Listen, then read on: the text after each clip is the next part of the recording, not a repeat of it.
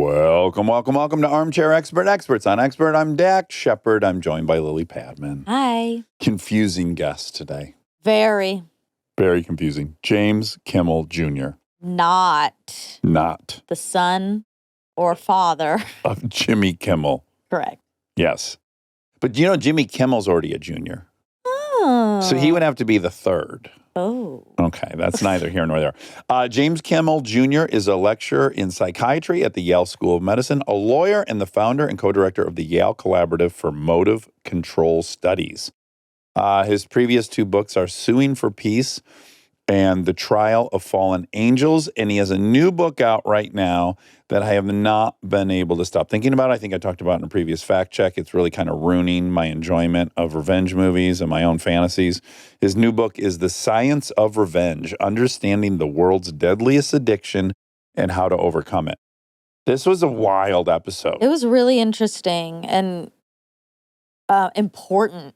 I think this group of people studying this really has finally isolated the quintessential ingredient to violence. Yeah. Revenge. Revenge. We're all It's revenge scary. addicted. Some more than others. Some more than others. But he also gives some prescriptive ways of trying to mitigate that. Yes. Which is great. Yes. Forgiveness. It's not sexy, but it works. It's pretty sexy. There's not any like really heart-pounding movies about the moment the hero forgives. It's not passionate. Yeah. So our medium may take a hit, but ultimately may be worth it. Please enjoy James Kimmel Jr. We are supported by Domino's. You'd be hard-pressed to find two people that love Domino's more than you and I. It's an integral part of our friendship. When we were just baby friends. We discovered we both love Domino's, and we ordered it with reckless abandon. If you haven't tried Domino's new Parmesan stuffed crust pizza yet, what are you waiting for? With a buttery flavored crust, melty cheese, and real Parmesan sprinkled on top, every bite is absolutely packed with flavor. Order one today at Domino's.com. He's an armchair expert. He's an armchair expert. He's an armchair expert. Hey. Hello, how are you? Doing great, Dax. Welcome. James, nice to meet you. James, nice to meet you, Dax. I like that watch. Thank you. Do you know this, Monica, about fancy watches? I don't care at all about this. Uh-huh. But these crazy watches that are millions of dollars, it's all about how many complications they have. You know this. I've read that, but What does that even I don't mean? really Like get how it. many Yeah. bullshit mechanisms do they have to create the time? So it'll literally be like 3,000 complications. And the back is just like Oh, wow. this rat's nest of cogs. Like kind of like what is the moon phases and other added complication levels. Yeah, that nobody really cares about. They make the actual chronography more complicated than it needs to be. It's a complicated machine to perform a simple task. That's what we've got going with a lot of these watches. I was just reading an article in I think it was the Wall Street Journal about this effort in Europe to get more young people to become watchmakers because the older, the people that have been around building watches are dying out, right? Yeah, So they've been sponsoring this, and some of them are doing their own watches and not really working for the brand names and creating their own names, like 170 grand. It might take them to build one $170,000 watch like a couple of years, one person. It's just crazy. So handsome watch, Pennsylvania, Michigan. Excellent. Yes, Excellent. I feel like these are similar cultures. Yes. And Atlanta, not that far off. That's Although below the Mason-Dixon line, so, Yeah, a little slightly different. Yeah, we sort of have, Northerners have to be snobby on that a little bit. Sure. Well, you take whatever you can get Right. to feel better Of than other course. people. I get that. I get None that. of us had anything to do with it. That's for sure. Yeah. Right. Yeah. What part of Pennsylvania? I grew up in rural central Pennsylvania. Now I live, outside Philadelphia. Right. And you grew up in kind of farmland. Farmland, right. Yeah. Like near State College, where Penn State is located about a half hour west in dairy country. Okay, so First of all, I just want to say I immediately, when you were scheduled, text Jimmy Kimmel and said, I'm interviewing your son on Wednesday. And he said, Kevin? And I said, no, James Kimmel Jr. He does have a question for you. What is This it? is coming directly from Jimmy Kimmel. Okay. Why not go by Jimmy? Right. Well, I didn't want to, put shade on him. You know, Sure. Step on I his want to sort toes. of give him a chance to grow an audience, that sort of thing. I didn't want to step on anything. Be his own like, person. Right. Yeah. Be your own person. Don't live in my shadow. That's very big of you. Yeah. Yeah. But I was trying to. did you go by Jimmy as a kid or always James? Some of my family members called me Jimmy. Okay. And that was, when I was younger. Yes. The older I got, the more I adopted Jim. Jim, And sure. professionally, You got to go James. I moved to James. So It I would sounds- answer to any three of those. And, Okay. It's Okay. not that big. Now, do you benefit, get annoyed? Tell me about the experience of having such a popular name. The benefit I get is people want to talk about it Yes. and go, oh, Jimmy Kimmel. Some people might go, I thought you might be. If you make a reservation, which would be in good faith, Yes, right. Because I'd say, this is just Jimmy Kimmel.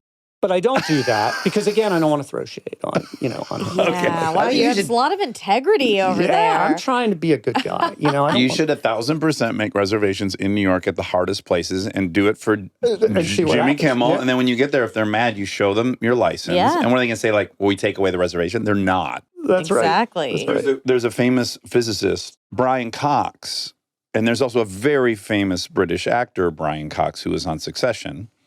And he has many times shown up to a restaurant and they're super disappointed that it's him. It kind of breaks their hearts, doesn't it? Yeah. Most of the people just enjoy talking about it and, the funny. And they all ask that.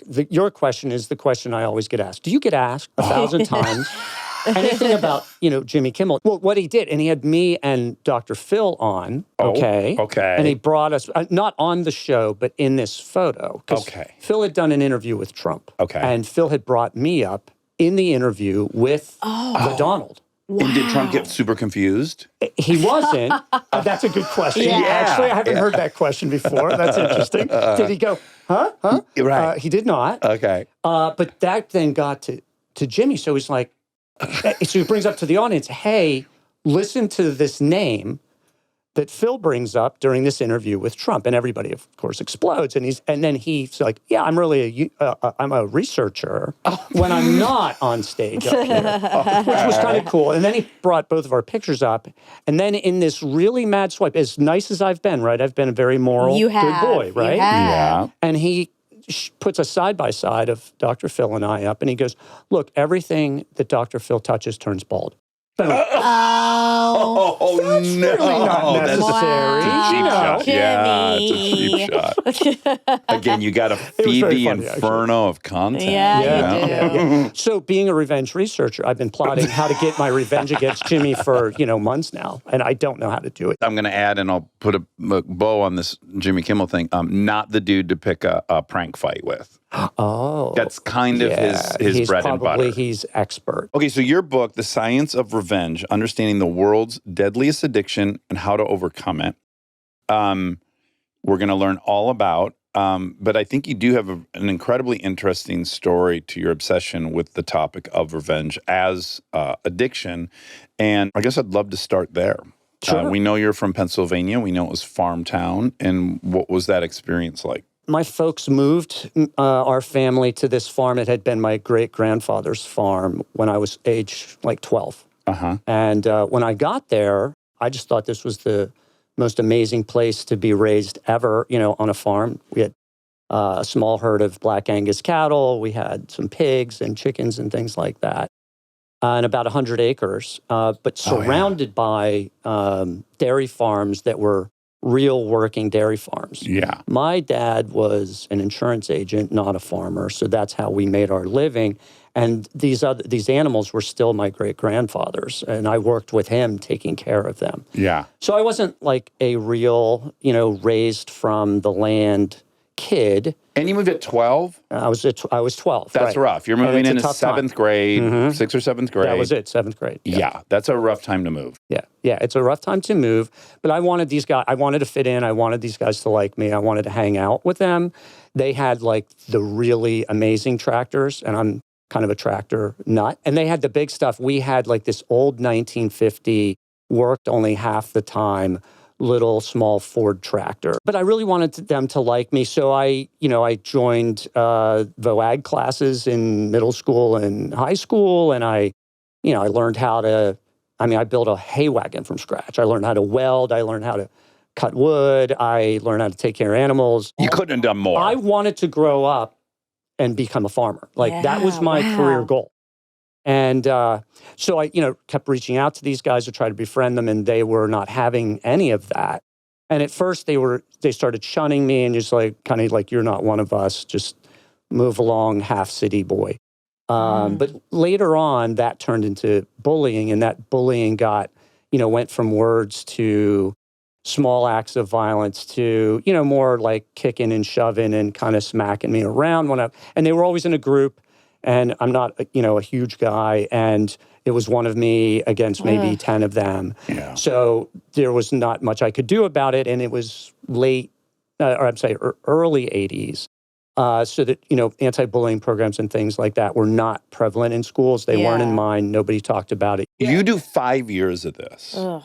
Yeah, I wouldn't say it started. It probably didn't start I was probably 8th, 9th. Maybe it started, the bullying side was more like 9th, 10th grade. Okay. In those ranges. It didn't start right when I landed. That was just shunning for a while. Yeah. Then it moved to the bullying. I think when they got older, they're teens now, like bigger teens. And they're strong as fuck because they work on a farm. Correct. Living on a farm, and most farmers are hunters, so you're out hunting. You're dealing with animals and stuff, and you're dealing with like a lot of killing and death. Yeah. And a lot of brutality in general with the animals that is part of at least how it is or how it was. A child age, and you're exposed to the killing of all kinds of animals. Yeah. And, kind of the domination of person over Another being. over another being. And as a kid, you don't know that that's not a good thing. It's just the way life is. So one night I'm, we're, like you said, I'm about 17. So we all have driver's licenses. We can all, we all have access to vehicles, and we're asleep at night. My parents and my brother and I, and we awake to the sound of a gunshot. And so we, jump to the windows, take a look outside to see what's going on. Again, in the country, you could get people actually shooting deer in the middle of the night with a spotlight, which is unfair and illegal most of the time. Yeah. Because, the deer are like, huh? And they're Yeah. frozen, and then it's easy pickings. So that could happen. And so we looked out. And when I looked out, I saw the pickup truck of one of the guys that had been, one of my main tormentors. And it took off.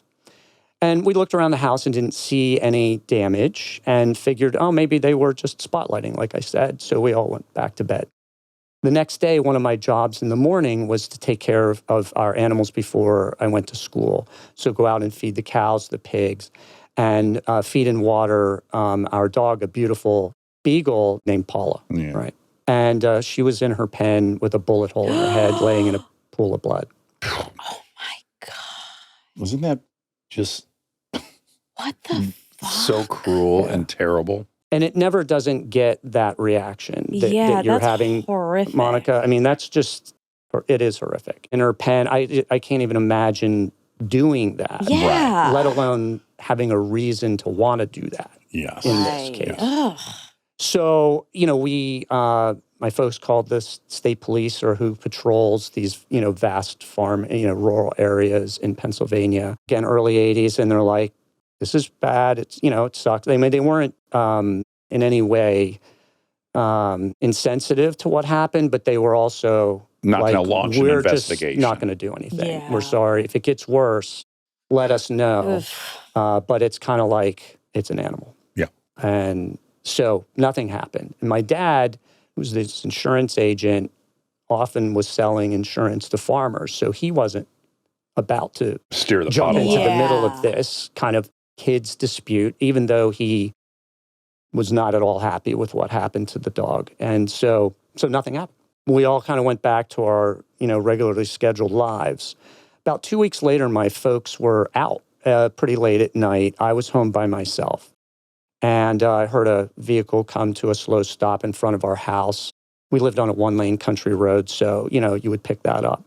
And I did. And right as I was kind of like getting up to sort of see what was going on, there was a flash and an explosion. What? And yeah, so, I went to the window, and that's that same pickup truck, Oh, my God. roaring out of the smoke, and our mailbox mangled and, kind of flying into the cornfield kind of situation. So they blew up our mailbox.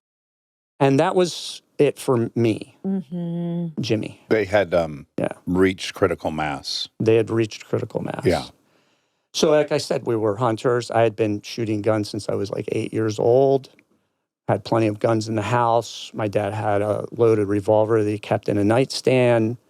I ran through the house. I grabbed it. I jumped in my mother's car, and I went out after them.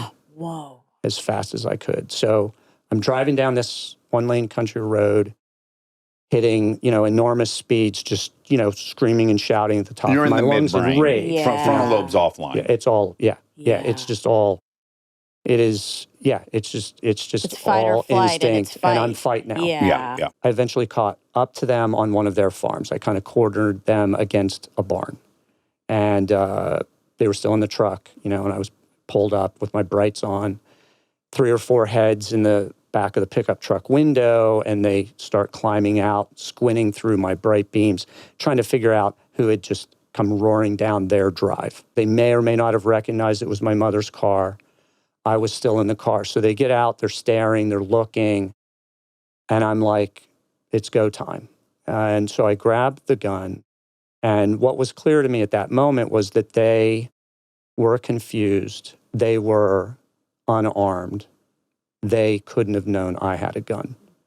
So it would have been extremely easy at that point to just settle the score and zero off the balance. And so I opened the door, the driver's side door, started to step out, grab the gun. And just in that movement, I had sort of just a really quick little insight or flash of inspiration of some sort. I don't know where it came from because I really wasn't in a thinking state of mind right there. But I had this clear idea that if I killed them, I'd be killing either all of myself in one way or the other or part of it. And that I would, at a minimum, would never be the same guy after these next 3 seconds that I was before these 3 seconds, right? And that was just enough of a kind of a jarring, piece Glimpse of the future. Calmness and glimpse into the future that it stopped me dead. And I, thankfully, I, pulled my leg back inside the car door. I put the gun back down on the seat. I shut the door, and I drove home. And I came within like 3 seconds of committing a mass shooting. Yeah. Wow. Ironically or not, that it stopped after that. It is maybe ironic. It is mysterious in a little way. I don't have an explanation for it because I never confronted them. I never told them how close I came to taking their lives. Right. Although I've been the person on both sides of that. Okay. And there is some eerie, unexplained cognition that happens sometimes. Sometimes you know the score of things, even though you don't know the score of things. That's and I interesting. don't know what the explanation of it. But sometimes you just got away with something that's quite big, even though you might not have the tangible proof of that. There's some feeling in you, I think, that you're like, oh, fuck, I just got away with something. I know what you mean. And, well, I know that I had your just side. gotten away from, with something very big in my life that would have been transformative in a hyper-negative way. Yeah. When you've been fucked with like that, one event doesn't erase it. Many events don't erase it. This kind of need to make sure you're never taken advantage of again. You're never harmed again. You make a decision in your life that not again on my watch. And it kind of sets you on a trajectory. Now, we're all on this trajectory, as your book will point out. But I do think you weirdly found your way to law, which has to be somehow impacted or driven by your experience getting fucked with for so long. Yeah, the driving away for me, and I don't know what it's like for other people who get to that edge and then go back. But for me, I wasn't turning my back on the concept of revenge seeking. What I think occurred for me is I really wanted to do that. Yeah. However, I didn't want to pay, the price. And so for me, it was after that point, this idea of, well, how can I get revenge against, because now I'm thinking the world is this. Exactly. Here's the world. Take advantage of people that you can. Or get taken advantage of. Or get taken advantage of. And I didn't want to be taken advantage of anymore.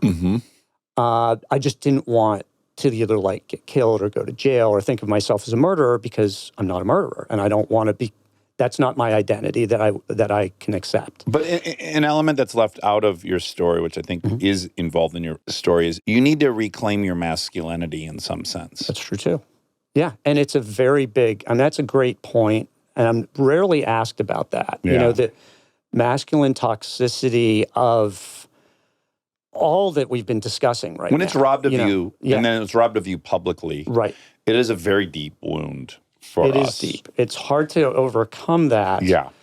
And mainly, I think for me at least, was I don't want to have that happen again. So how can I do that without becoming like a criminal, right? I was able to put together lawyers are allowed to get revenge. That's what they're paid to do, and they're paid a lot for it. And it's kind of this prestigious job that you can get. And since I had to leave being a farmer, because that was the end of my farmer career on that day, Yeah. I'm like, what am I going to do with me? Yeah. But do you think at the time, like now we know that's revenge, but at the time it would fly under the umbrella of justice. Lawyers get justice. Two sides of the same coin, justice and revenge. It is, That's but I right. think you get into it for justice and you come to realize you're in it for revenge. But potentially. Right. Or maybe you didn't have any highfalutin goals. I don't think I had a highfalutin idea of it at the time, but I did know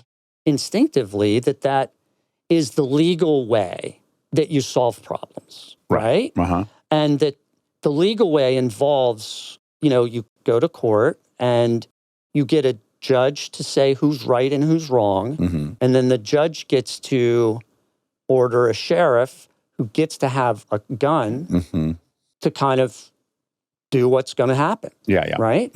And so I turned my back on the farm life and turned full towards academics. And I found out there were a few things I could do well other than feeding cattle. And one was I could write. That was my super talent, maybe, is that I could write pretty well. And I thought lawyers do a lot of writing. Maybe that's something I can do. And maybe that's something I'd want to do because I can protect myself, right, from future harms and push back on or punish those who come at me, the people I love, my clients who want to pay me, any of that. That was, some of that is happening, in my late teen years. Some of it happened later. Yeah, and there's an evolution, right? So you go to Penn and you first intern at the district attorney's office. And that, again, you're on the moral right side of things. At least you could buy into that. And then you go and you're on I guess you're clerking, is that the term for a judge? With a federal judge, yeah. For a federal judge. So again, we're on this thing. So when do you enter the civil litigation side, and what's that experience like? So I do that right out of law school, right past clerking, I should say. And I get into that for the money. Can we give a little, what is that? What is civil litigation compared to That's a great other question. kinds? Right, because there are a lot of kinds. And a lot of lawyers do a lot of things that have nothing to do with litigation.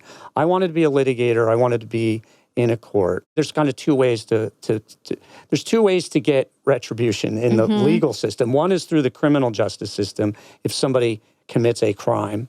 And for everything else that's not a crime, it goes through the civil litigation process. McDonald's gave you too hot a coffee, you burnt your thighs. The largest, most powerful thing in the world an individual American can challenge in this domain. That's its best version. That's right. But I wasn't a PI attorney. I wasn't a personal injury lawyer, which is the maximal kind of version of, civil litigation that looks pretty clearly like retribution, right? It's like you hit me with the car, you were drunk, I'm going to do everything I can to make you pay, not only because maybe I've been injured and I need that money to survive, which I get, but also I want you to suffer because I've been suffering. The punitive side It's of the it. punitive side of justice seeking.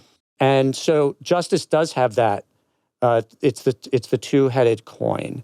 Justice that we think of for, with Martin Luther King and Jesus and the Buddha or Gandhi is the justice of equity and fairness and integrity and those types of concepts, social justice, right? And then there's justice that we say when we really mean revenge, as in after 9/11 and, George Bush went on TV and said, we're going to bring the terrorists to justice. What he meant was, we're going to go and we're going to kill them. And We're as gonna many as exact we revenge. can, and we're going to get revenge for that. Yeah. So justice is the polite, politically correct word we use when we The don't want to euphemism. say revenge. It's a Right. euphemism, and it enables, by having that one word mean two opposites. Yeah. When you tell your band of militants or terrorists to get in these planes and fly them into the World Trade Towers because we want justice against America, okay, that's the same thing we did right back. And you can get people to do these things, and you could get the American public, as we did, to go to war in Iraq and Afghanistan and kill hundreds of thousands of people in the process by saying it's justice. And people go, oh, I'm being good. I'm a good person. I'm doing justice here. And I we've feel evolved good today. and are hardwired for that to be appealing. Not only is it gratifying because we're getting the terrorists who wronged us. Yes. I remember feeling elation in New York City. I'm in a pizza place, and all of a sudden I start hearing people cheering outside on the street. What's going on? What's going on? Now everyone's, what's going on? Now New York City, the whole city was cheering. And then a guy in the pizza place, puts his phone down and he goes, they killed Osama. And I remember going, fuck, the elation I felt And was so that's strong. That dopamine high Yes. that we now, was the hit of the crack neuroscience pipe. has shown is exactly what you're getting. I mean, you were high as a kite. The whole city was high as a kite. Yes. The country was high as a kite. Yes. Many areas of the country. Not everyone. Some people felt that was wrong in a lot of ways. But I know what you mean. You're saying we have, if by calling it justice, we have a moral high ground to it. Right. It then becomes a good, positive thing, as if when you replace it with revenge, that does have a negative connotation to it. And it is the same thing. Justice blesses terrorism. Justice blesses genocide. It blesses war. It blesses torture. It blesses murder and violence of all kinds. If you can put it under that rubric, you've taken away essentially the last kind of wall between you and becoming a murderer.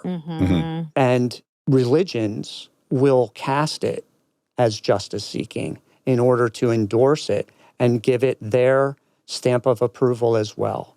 And, humanity's been doing this for centuries to our, great disaster because it is revenge. That's all it is. Yeah. And it's endless. And it never stops. The notion of once and for all is one of the great fallacies people buy into. There's never a once and for all. It doesn't work that way, unfortunately. And so we can talk a little bit in a little while about how you can stop this, because there are some ways, powerful ways. And they have worked at the ends of all wars, actually.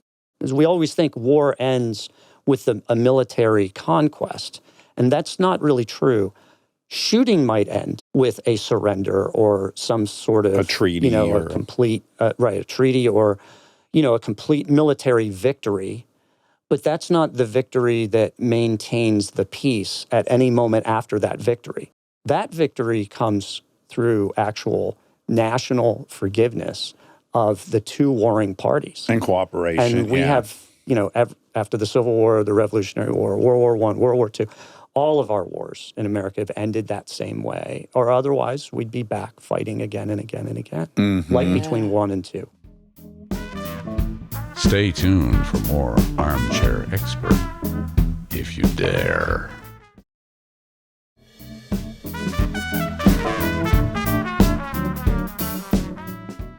So your personal journey as a lawyer, which I guess span about 10 years, is that about right? No, I'm still a licensed attorney. Okay. Okay, but my career really took a pivot point after about 20 years of practice. 20 years. And for 20 years, I really became as ferocious a lawyer as I was capable of making myself be. Mm-hmm. And I was getting as much justice in the form of revenge, as I say it, as opposed to justice in the form of equity, as I could get for myself, for my clients. And that's kind of the job description for a litigator. And I think what's really hard, I kind of, I broach this to, I have a lot of friends that are lawyers. I kind of graphed on something I watched in a chess documentary onto this, which is there's a long history of these chess masters becoming paranoid.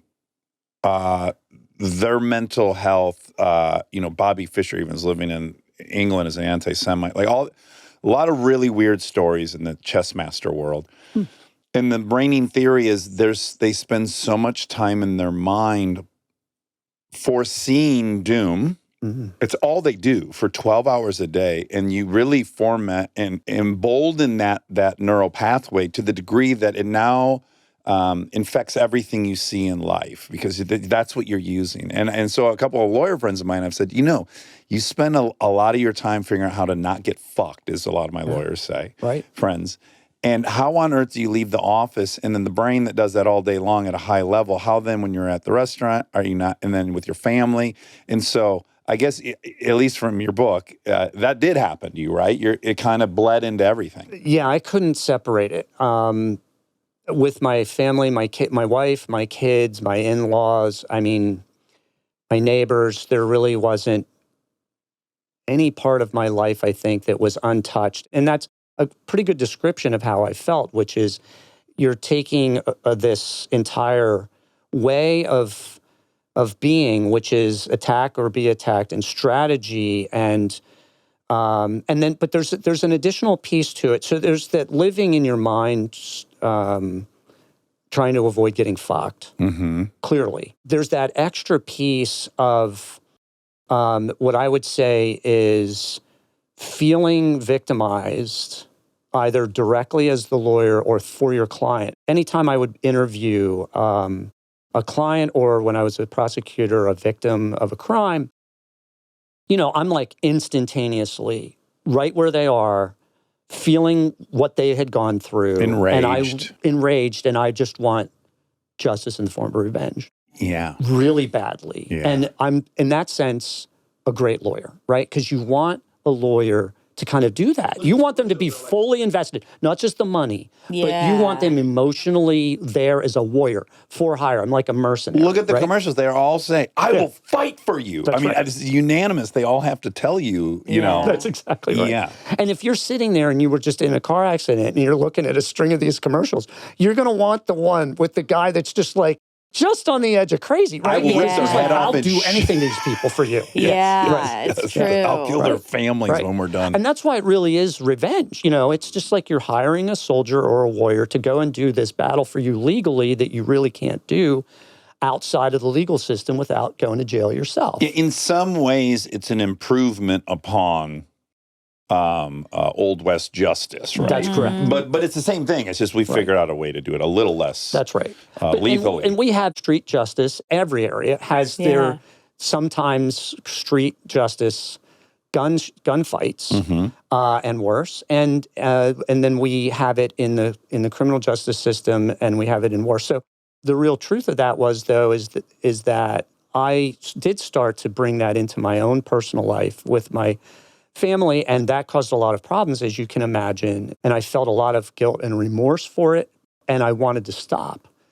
And I found that I could not get out of it. I mean, turn it off. I loved it, actually. Yeah. I was like, I feel bad afterward. It's the dopamine deficit issue. Right. So in the shame, you need it even more. Right. So you get the shame. I feel ashamed. I'm sorry I did this. I really should probably stop.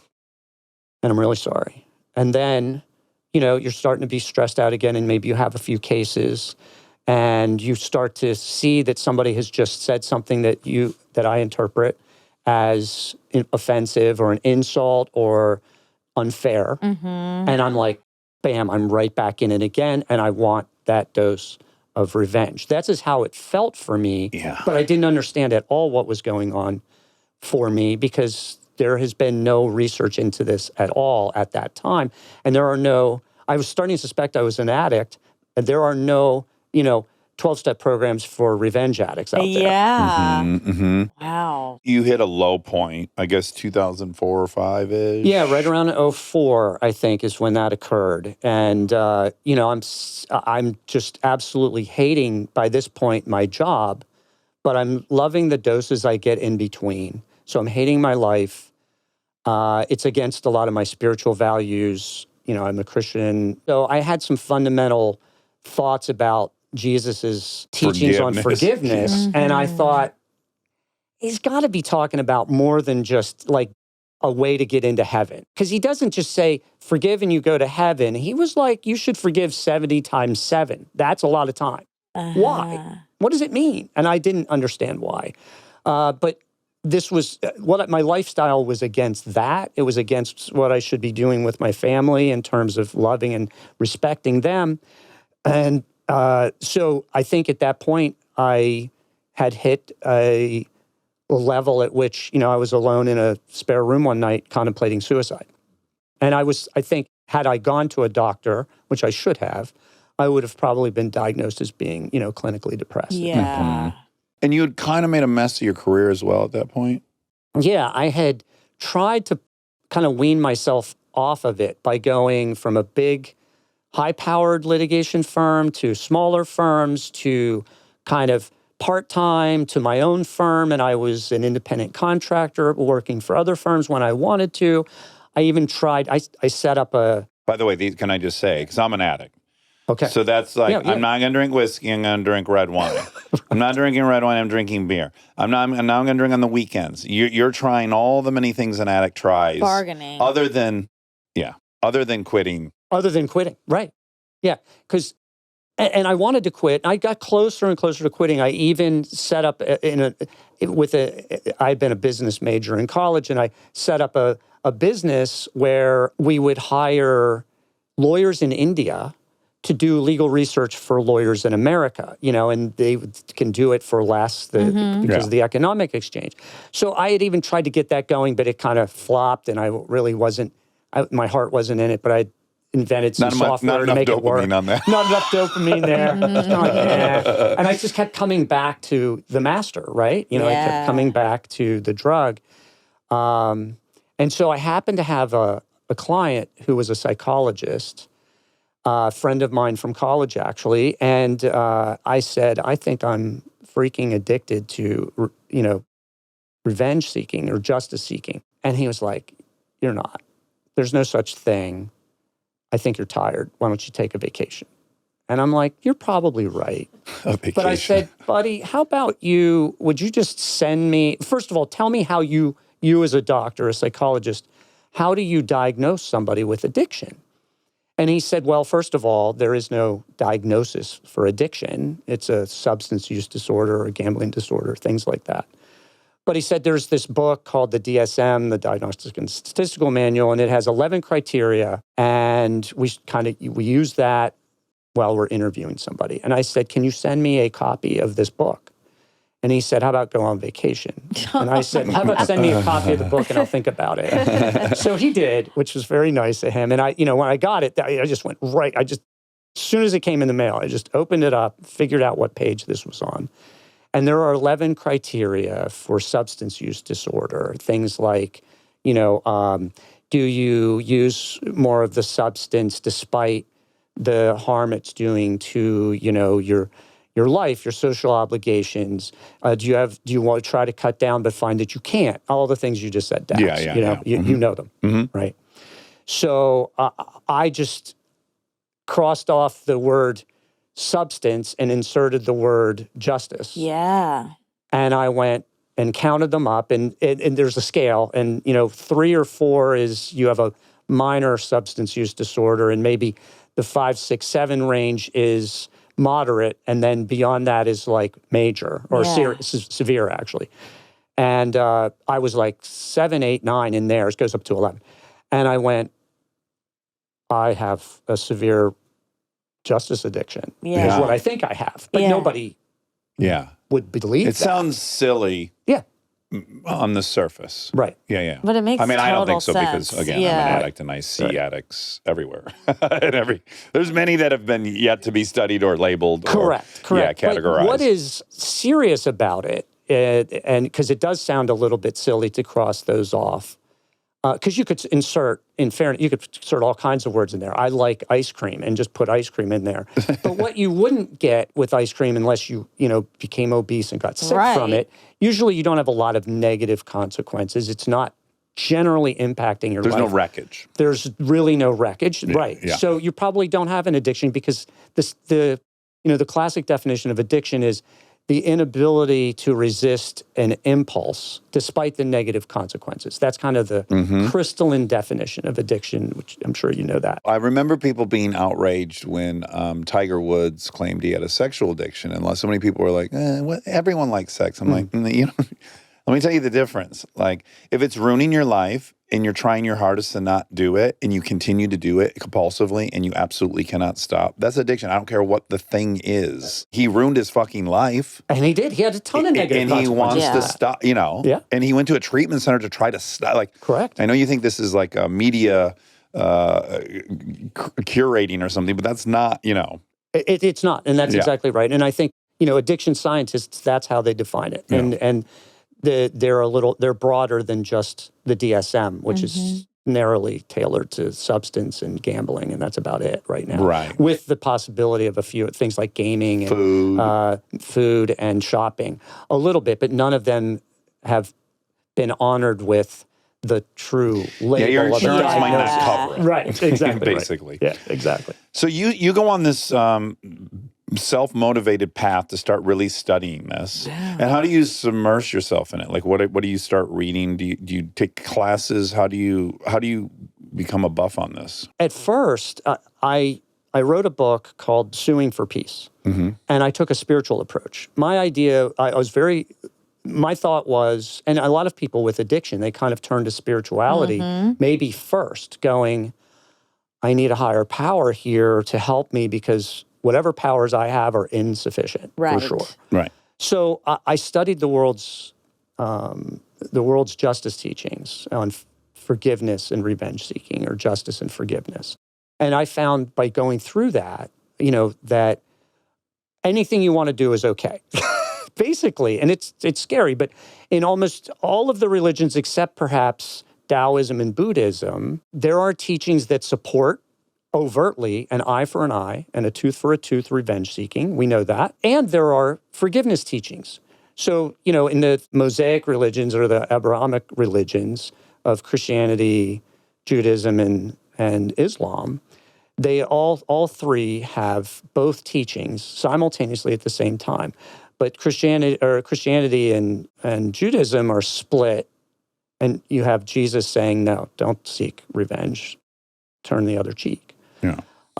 So the answer was no really great answer, but it was an addiction, and I came up with a method of trying to help myself because there was no help to be found. It's called the non-justice system, which I've ended up studying as a researcher at Yale. But the way that it works is there's something archetypal about the trial process, right? That's how humanity continues to gravitate in almost all societies.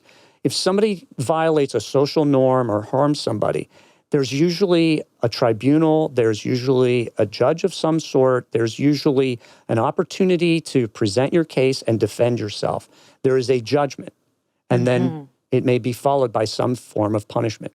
So that process, that's kind of hardwired, it seems, into that architecture. humans. It's just there. Yeah. And it turns out it really is there to the point that we all kind of have a courtroom of the mind inside ourselves. Everyone will relate to this part. Right. Yeah. Right. I mean, we all have this. You have a trial in your right. head. We are putting people on trial every day of our lives, sometimes hour by hour. Yeah. The people who wrong us, insult us, Hurt are our insensitive feelings. to us, ignore us, betray us, and worse. Cut us Yeah. off. Cut us off, the road ragers, all the insensitivities and slights of the world. We're putting those people on trial. We're deciding whether they're guilty or not. We're playing all the roles in this trial. Yeah. Okay, because we're doing it inside our minds, and we get very good at it. We do it at light speed almost, right? We can do it very fast. And then we decide if we find the person guilty and we need to hand down a sentence, and we may hand down a sentence which could include, you ought to die. And that's as Sigmund Freud said that in his opinion, humans are literally doing away with other people daily and hourly, all during their lives in their subconscious. The question becomes, do you leave that sentence in your mind or do you carry it out in real life? And when you decide to carry it out, that is revenge seeking. The thing I always share about on here, and a lot of people seem to relate to it, is I will catch myself stuck in a rumination where I'm making my case, right? Because I'm going to have this theoretical argument. It's impending. And I make my case, and I've got like 17 exhibits. And by the time I get to the last exhibit, I go, I got to remember not to forget. And then I go through all fucking 17 again. And I just over and over remind myself of all my points in my trial I'm going to have. And either I don't ever have the trial. We have the trial, doesn't go anything like I have prepared or rehearsed. It's not productive in any sense because they never had a shot. I already had this. And to catch yourself on that loop of just remembering your evidence in your case it's suffering to such a degree. Well, it becomes about not solving the problem, but just getting your information out. Justice. Trauma therapists like Bessel van der Kolk have said, and it's easily understandably true, is that the psychological harm that people feel after trauma of any kind, psychological or physical, the reason that psychological harm won't go away for most people is because people who are victimized have a powerful need to be heard. They have a powerful need to be validated. They were injured. They need somebody to say and hear them. Yeah. And they need to hold the person who wronged them in account, that you've got to be accountable, right? So that rumination just goes on and on for everyone all the time that you've described, Dax. And you know, we need to have ways of shutting that down. And there haven't been actually, other than alcohol or, you know, substances, to just kind of quiet the mind from this constant rumination. And that's part of what I tried to create was, what if I could repurpose the trial system inside our minds so that you actually put on trial the person who wronged you. You play all the roles, including the defendant, in a structured way, so with a little script. And at the end, we're not just left with the punishment, because you get to sentence them, you get to imagine punishing them. And I could do this with either of you. Yeah. Yeah, let's do it. Right Let's go now. through a real. it. Yeah, let's go Yeah. through an actual example so we can see So all if the you steps. have a solid grievance, Yeah. all right, where, you know, you're kind of like, and Let's say this would I'm be late. That's easy. So I'm late. Monica's on time. Okay. Okay. So that's not a big grievance, but it could piss you off for sure. Or her. Or I'm piss- late. I'm you're willing to late. be I'm the sorry. villain in He's this. Oh, late. you're always the victim. Yeah. Yeah. I'm sorry. You're always the you're the perpetrator. I Bad looked the guy. type. Yeah. Yeah. Right. Okay, let's say, he's late 8 days in a row. But Yeah. does this bother you? I don't love it. You don't love it. Do we have anything better than that? Well, okay, I mean, I will- anything more This grievous than used that? to be a big From anywhere in your grievance. life that you're comfortable with sharing. What's a current grievance? I have one. Great. I have one. Okay, so my apartment building currently, it's so disgusting. Like this is so annoying. Randomly, nothing of mine is turned on, right? Like I'm not running any water or anything, but randomly there'll be like water, soapy, like water, weird stuff coming up out of the tub into my tub. Also, it happened in the laundry room and it flooded the laundry room. It's been an ongoing thing, and I've had to say it over and over again, this is unacceptable. This needs to stop now. Fix it. They keep sending in a plumber. The plumber's like, it's not clogged. I'm like, I know. clearly that's not what's going on here.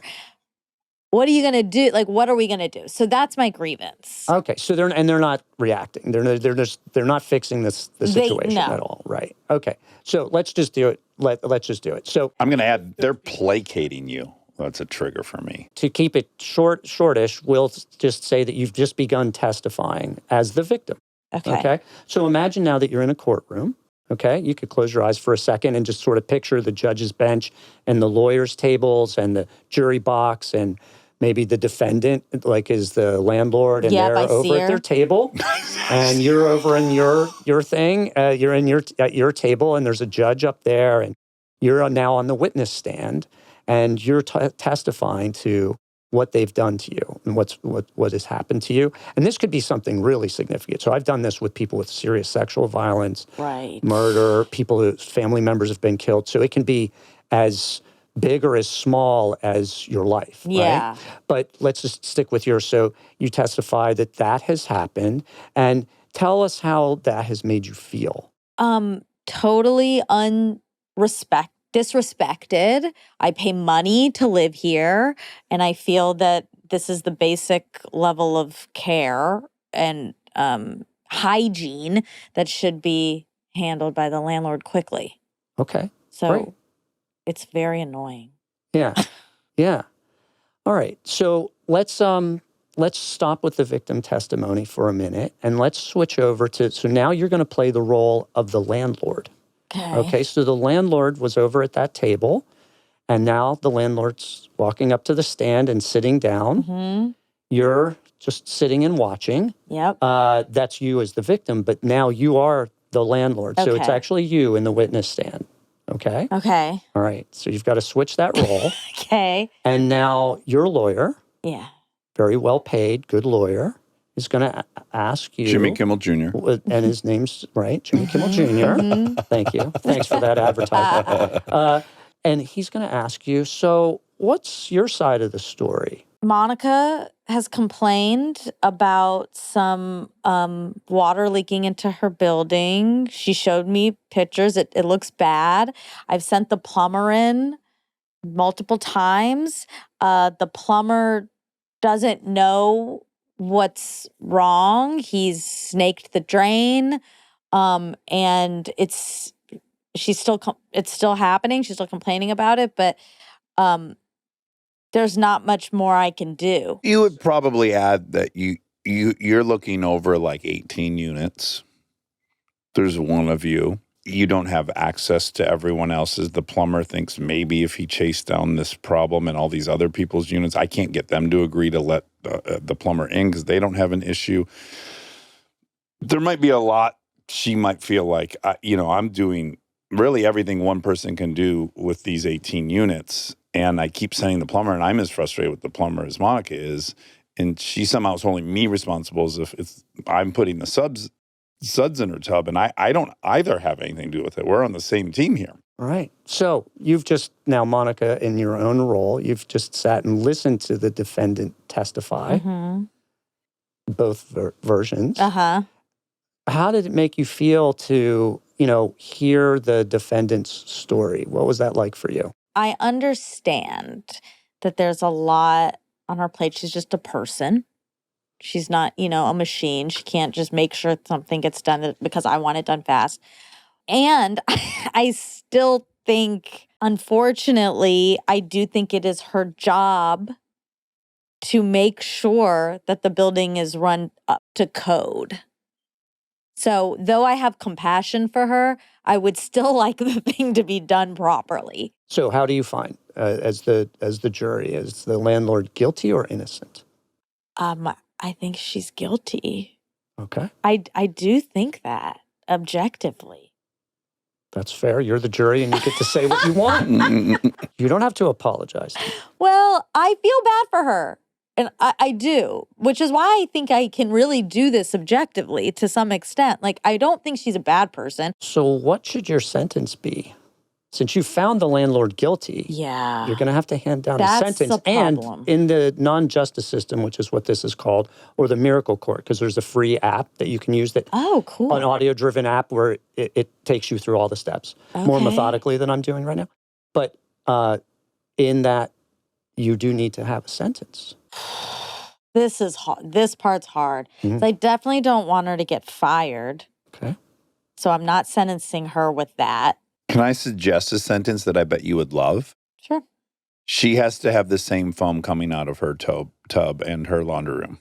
Whoa. Because now she'll be heavily incentivized to deal with the core problem. Unless foam doesn't bother her. Well, we'll find out. We'll find out. That's funny. That doesn't even cross my mind. Interesting. Because that's a very, I mean, what you did, Dax, is a very, that's a very reciprocal type of view. And research shows that males are much more caught up in that than women who their empathy centers are more readily available. Males, it goes quiet. When there's somebody does something wrong, males just go towards revenge seeking. That's interesting. Tit for tat, eye for eye. Correct. That's right. So I have to deal with this, and you should have to deal with it too. My hunch is once you have to deal with it, you'll be motivated to fix it. Oh, I don't have that. And I wouldn't want to sentence her with that. Okay. I think you don't I want her just to have the foam. say, oh, well. Which is basically what you've already done. Yeah. Which is actually something that does happen from time to time in these trials, as in some people will stop at right after the defendant has testified. They'll get some new insight by adopting the other view that was completely unexpected to them, and it'll be shocking to the person. They may find that they themselves were at fault, or that, they understand at a very deep level why, and they might have done the same thing in the same circumstances. Sure. It is a workaround to force you out of attribution error. Because no one's going to get on the stand and go, I did it because I'm a piece of shit. I did it because I'm a selfish monster. You have enough integrity even in your own court trial to know that no one would do that. So in the absence of that, you really have to fill in what they could possibly have been motivated by or what their explanation is. And it'll kind of inoculate you from attribution error. Right. Well, and it also, what we find from the research is it will also reactivate, if it wasn't, your empathy. It's a different part of your brain. It's a different part of your brain that was silent, like I was saying, for males in particular. Yeah. So it reactivates that, and you gain some new insight. But not for everyone, and most of the trials go the whole way to the end. Yeah. But some people will stop at the defendant's testimony or where you're at here right now. It's sort of almost like it wants to be stopped because you really don't have you don't have a punishment. Exactly. But you did want to be heard. I did. And you got to be heard, didn't you? Yeah, it's true. And you're holding them to account in the sense that they had to come and be put on trial. Right. And I guess the sentence part is interesting because even though I still, at the end, I'm like, yes, I think she is guilty of negligence as a landlord. But when it comes to sentencing, do I think that's worth a sentence? It makes you start doing that. Like, is that really worth a punishment? Right. Yeah. No. And in your case, because the case wasn't a super serious case, part of it's driven by the type of case that you just did. Yeah. If this was something, a romantic betrayal, like I'm going to be doing this next week on Dr. Phil with somebody who's lived through a romantic betrayal, like really bad. And there won't be an easy go through that. Yeah. That's going to be a seriously difficult thing because the pain of that betrayal, so we can talk a little bit about what's happening inside our brains. Stay tuned for more Armchair Expert, if you dare.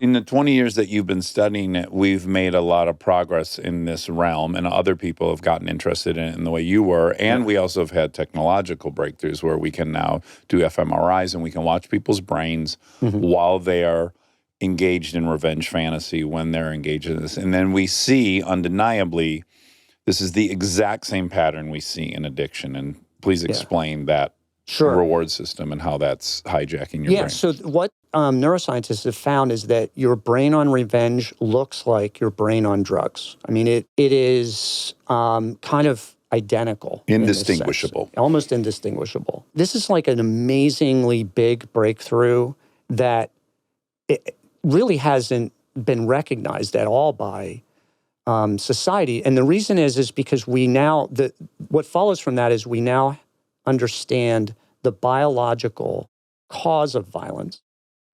It's revenge addiction. And we can also begin to imagine, because we know how to treat addiction and prevent it, a cure for violence, which has not existed until like now. So the way it works is this: grievances, that is, to say any real or imagined, this is the scary part. Yeah. It can just be an imagined grievance, a real or imagined sense of victimization, injustice, shame, humiliation, betrayal, insult, disrespect, all that, okay? All of those things, they all activate the pain network inside your brain, which is the anterior insula. So that's well established. Your brain hates pain. It wants the pain to stop. It wants to go back to homeostasis. It wants balance. And to do that, humans have evolved so that revenge seeking, punishing the person who wronged you or their proxy. So you don't even have to get at the actual person who did the insult or the betrayal. You can pick somebody else if it would be too dangerous, for instance, for you to go after the real person. Interesting. I.e. Right? Paula. Like Paula, correct. Yes, the dog, right, yeah. And so what happens is the grievance and the activation of the pain network activates the reward and pleasure circuitry of addiction. Those are the two areas called the nucleus accumbens and the dorsal striatum. Those activate for alcohol, those activate for narcotics, those activate for gambling. They also Sex. activate for sex. So pleasure on its own, like you were saying, I think you put it really well, Dax. Pleasure on its own is pleasure. It becomes an addiction when it comes with negative consequences, when the gratification of it comes with negative consequences. Think about revenge for a second. All of the other addictions, you're generally ingesting or engaging in a behavior yourself with a small additional group of victims around you, primarily family who maybe depend on you, or you're in a relationship with somebody. With revenge, the only way you can gratify it is to harm somebody. With addiction, you might put a needle in your own arm and inject something. With revenge seeking, you have to put a bullet in somebody else to get that same high, which is terrifying.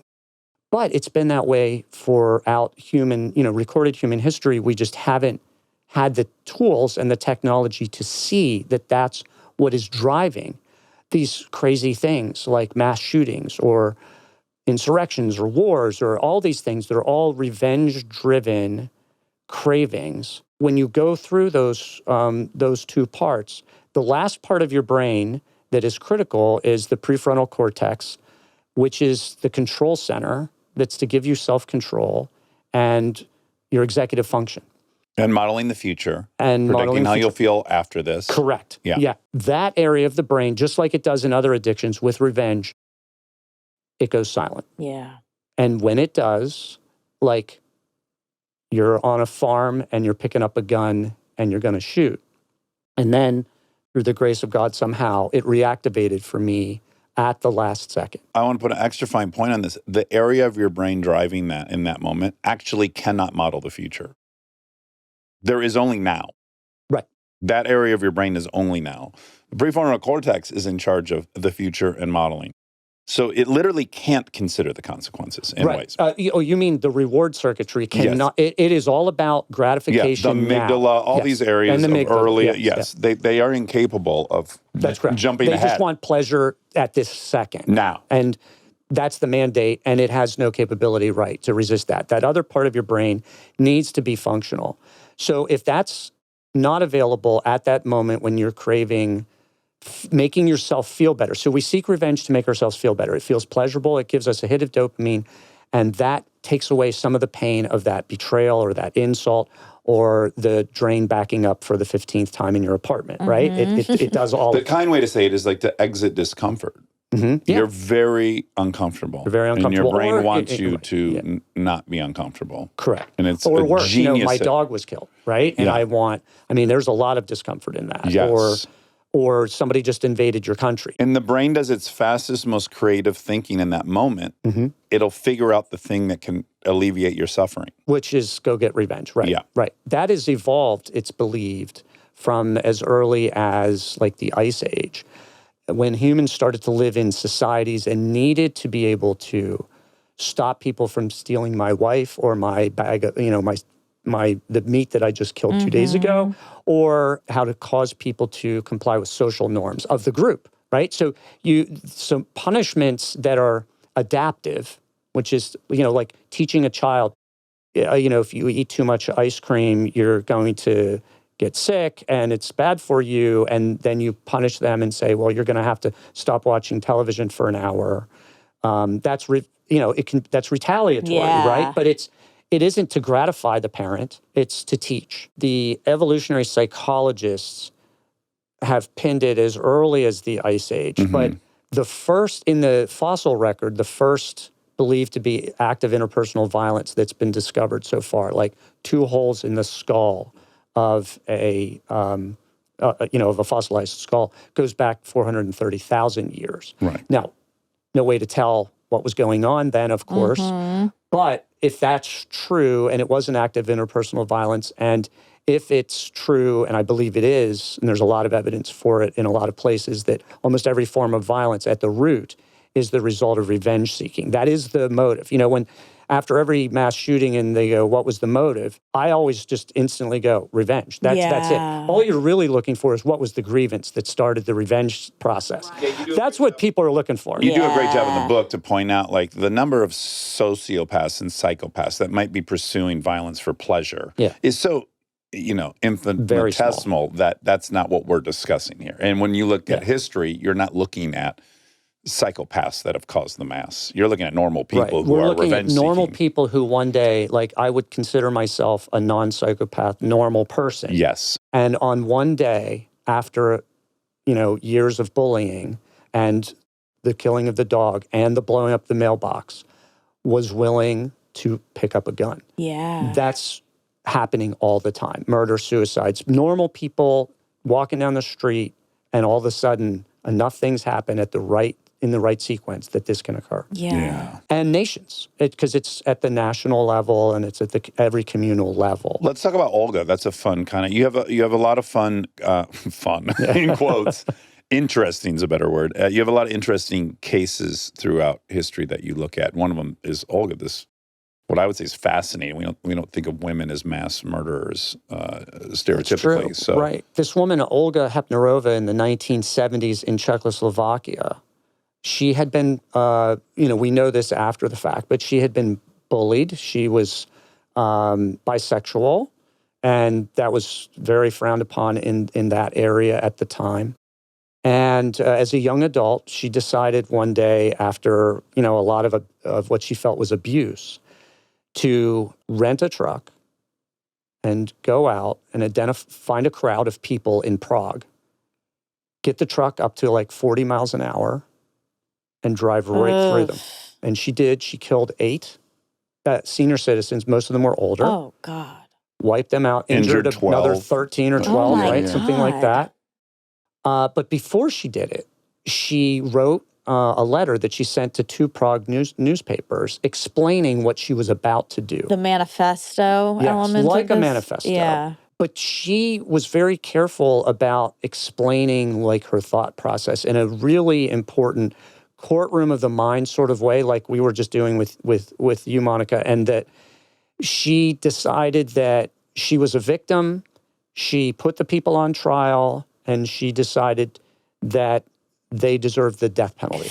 That was her penalty. And she decided to carry it out in real life. And she has this very powerful sentence, which is that society can punish the individual, but the individual can punish society. And we can see there the example of proxy, right? So she was most aggrieved by her own parents, some of her friends in school. Her father was abusing her, His father was allegedly. abusive. Some of her friends were abusive. None of them were victims of this. She ended up killing people that she didn't, from all accounts, didn't know, had no connection with, hadn't harmed her. But as far as she was concerned, she was getting revenge on society writ large by doing this, and they were therefore her proxies. Oof. She stops the truck. She's arrested. She confesses to everything. She says she's pre-planned it, and she's very most concerned that people don't think she's crazy. Oh my God. She insists that she's guilty. She insists she knew exactly what she was doing. It's important for her in the public to understand that she did it because she was retaliating for the mistreatment that she Wow. had gone through. She Oof. gets to court. She has a lawyer. The lawyer tells her to do not testify that way. She Right. ignores the lawyer's instructions and testifies that way and goes on to say, I understand justice is an eye for an eye and a tooth for a tooth, and I think you should execute me. Wants to be hung. Right. She's examined by a group of psychiatrists and psychologists because this obviously looks like the work of a madwoman, Yeah. right? And they all find that she's completely of sound mind. Wow. And the court is therefore more than happy to give her her wish and grant her that. And so sentence her to execution by hanging. She becomes the last woman executed in communist Czechoslovakia as a result. So when people are, I don't know if we're equipped to even talk about this, but the murder, suicide stuff a lot with these mass shootings, they killed themselves. Do we think that's meant to happen? Or do you think after they shoot everyone, they then have the prefrontal cortex comes online and they're like, oh no, and then they kill themselves? Or do we think it is part of this whole, like, I'm seeking revenge, but I know part of that means that I should die too? Do we know any of this? I don't think we have, because there are often, these murder-suicides are often without manifesto, not a ton of pre-planning. Yeah. And so we don't know, I think, for sure. But one thing we do know is that you can want revenge against yourself for wrongs that you believe that you committed, disappointments that you've, self-disappointment. I think people that are already self-hating are prone to feel hated by others. It confirms the narrative overall. So it's like everyone is victimizing themselves, Yeah, so the true motive for the last act, you're asking, like, why did that person, after gunning down his own, it's usually a male, gunning down his whole family, kill himself? Right. It could also be the fear of being, incarcerated for life or executed as well. So there Or are a even lot of facing potential the motives. shame of yeah, having done it. and the Right. shame Yeah. of that. It's like, no, I want the revenge, but it's clear. What is hyper clear is that all those murder-suicides are revenge-driven. Yeah. The male spouse usually believes that he is a victim of all kinds of injustices in his life from his wife, from his kids, and he's going to destroy them all to balance the scale. He's going to teach them they should have Yeah. taken him seriously That's right. and treated him better. That's exactly right. Yeah. Let's touch base on a few of the deadliest revenge addicts from history. Yeah, well, I mean, Hitler, Stalin, and Mao are the biggest ones. 40 million for Hitler, 40 million for Mao, and like 20 million for Stalin. And I go through in the book, I spend a whole chapter on all three of them, going back into history, and there is enough record now and enough scholarship from historians to put together that all three of them were truly revenge addicts. And from a young age. Stalin, for instance, way before he's anybody, is asked one night over drinks, vodkas, I guess, while in exile in Siberia, what's the most pleasurable experience you can have in your life? And his answer is, my most pleasurable experience is identify a target, slake an implacable vengeance, and then go to sleep. Nothing is more joyful in the world for me than that, or more pleasurable. Oh, God. It's incredible. And he really, you can see then, once he does get power, him carrying that out. Yeah. Hitler was the same way. He had been, and Stalin had, by the way, he had been victimized as a kid. He had been abused over and over and over again. He was raised in a highly violent town, Tiflis in Georgia, and where blood feuds were part of the culture. And so there's this long history of revenge seeking. Both he as victim, he as perpetrator, and he then just goes on this revenge binger for 40 years and ends up killing 20 million people in the process and incorporating other people to do it. Hitler was the same way. We don't have a lot of his true childhood stuff. His history kind of starts as a young adult. He wanted to be an artist, was rejected Austria when that happened to him, or Vienna, And then when he got into World War I, became a soldier and loved the idea of fighting and killing other people. And when he started to believe that Germany was betrayed by its own people at the end of World War I, and that's the only reason Germany had to surrender and have the armistice, he went on a complete tear of educating the Germans that they had been betrayed and convincing them that the only and correct response would be to destroy all the people inside of Germany who did that, and then all of the countries around them who allowed it to happen. And we must add Putin because it's the exact same fucking story. This guy's dedicated his life to the KGB. He's in East Berlin. He does not believe that the Soviet Union needed to tumble. And we are watching him currently try to exact revenge and reassemble the USSR. It's the same Hitler story. It repeats throughout humanity over and over What's again. Mao's? Mao was incredibly, we have lots of early data from him. He was also abused as a child, raised in rough circumstances, saw a lot of violence. But what happened for him that's kind of the most chilling, because he swerved back and forth from feeling very gratified by his revengeful acts, 40 million people killed, but also bad about it later. So he was really more on the right on the middle and wanted to reform himself, but couldn't get it done. But his main experience is convincing the peasants of China to engage in struggle sessions. You've probably heard of those, where they would put on trial the landlords and others. Oh, God. Monica, you're Ding, very ding, quick. ding. I hadn't thought about that until just now. Maybe I shouldn't bring this up.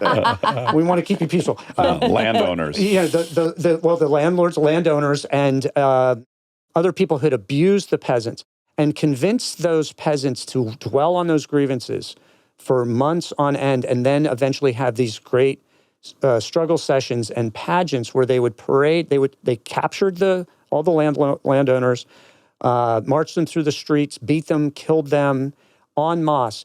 And Mao was kind of one of the original envisioners of this. The best way to manage and govern people is to cause them to essentially rat themselves out. I mean, that's the idea, is to constantly stir grievances up, stir these revenge desires, and then give them a way to gratify those revenge desires. And incentivize people to tell on each other and throw other people under the bus they themselves don't end up under the bus. That was very powerful. And that happened in China, it happened in the Soviet Union, but even more so in China. But that's our human history, right? Because it's our victimization. The research is very clear. Bully victims are at the greatest risk of becoming bullies themselves. Yeah. And I use myself in that category, as a bully victim. I didn't know this was happening at the time, but to become a legal bully, Right. which is what I was doing for 20 years. We should talk about the final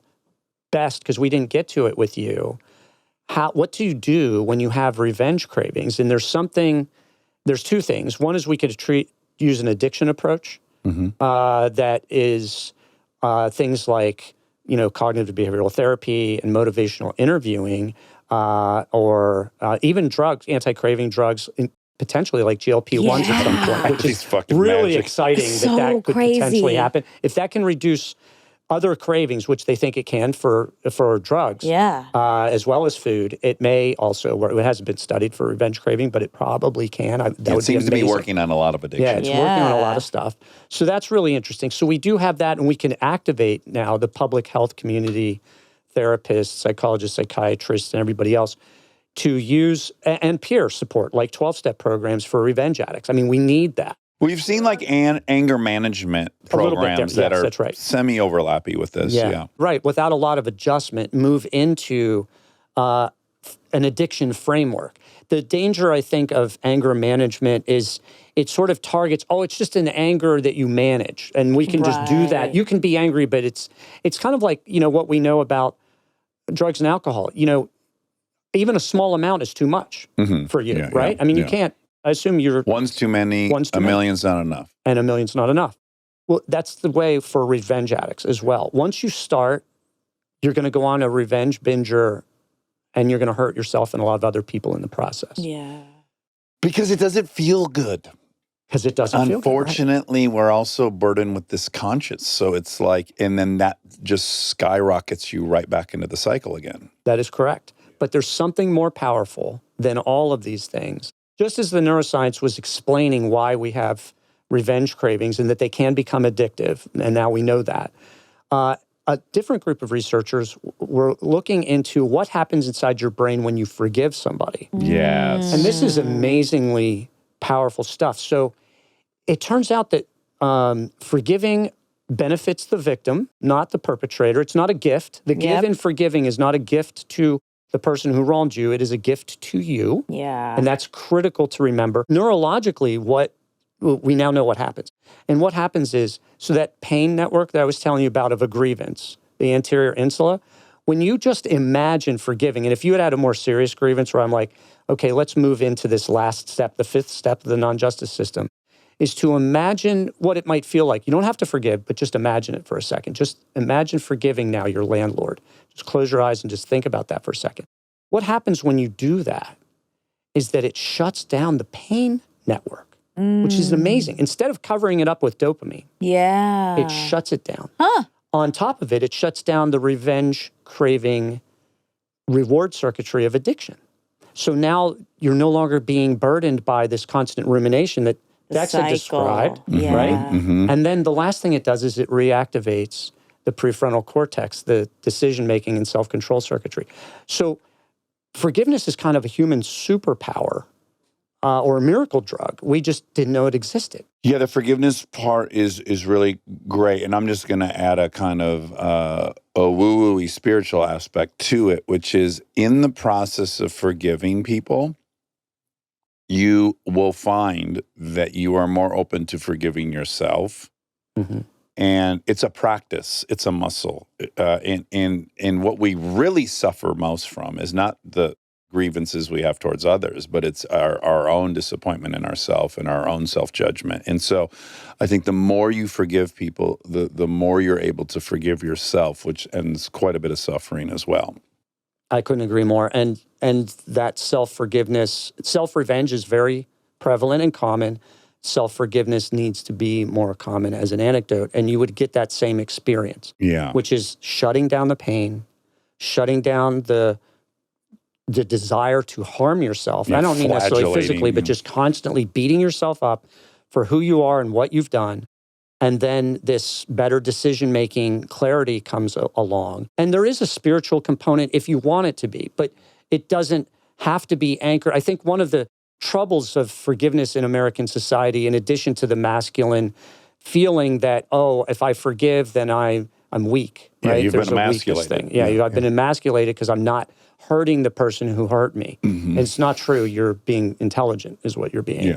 But by anchoring it in the spiritual realm as well, it kind of depowers what is really available to all of us for free. You don't need a doctor. You don't need a prescription. You can heal yourself with this power of forgiveness that you don't have to have a belief in God or anything for. It exists empirically. Yes, that's right. And biochemically, and we can observe it.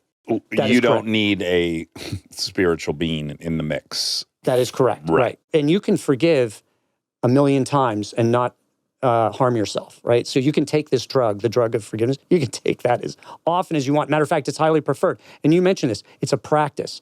So practicing forgiveness is about giving yourself this kind of dose whenever the grievance reemerges in your memory, and it will. Like if the foam keeps coming up, you're going to have an opportunity every day to go, I could forgive this, or I can just go into a complete rant and down spiral. I could damage myself. And who will suffer from that rant and down spiral? It would be not the landlord, exactly. the landlord's not the plumber, not the foam. Yeah. I think it's worthwhile to acknowledge America's revenge culture. We're kind of unique in our rate of incarceration.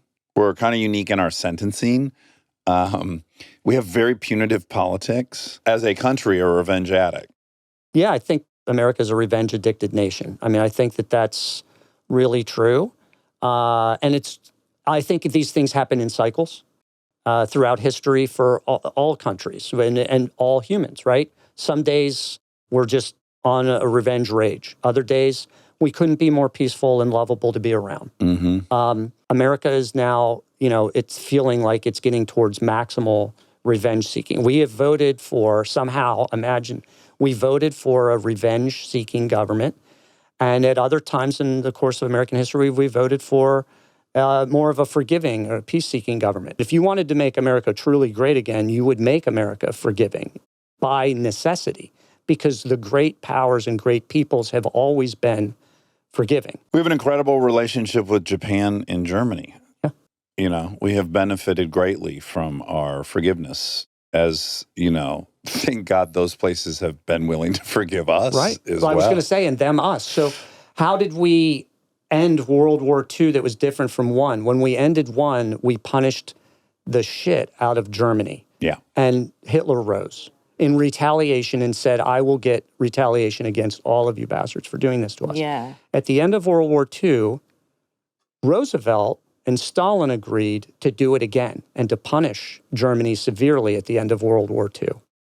But then Roosevelt died, and Truman was elected president. And when that happened, Truman then visited Germany right after the shooting stopped. And he came back and he said, we're not going to repeat the mistakes that we made at the end of World War I. We're not going to do it again. So we're not going to go for severe reparations against Germany.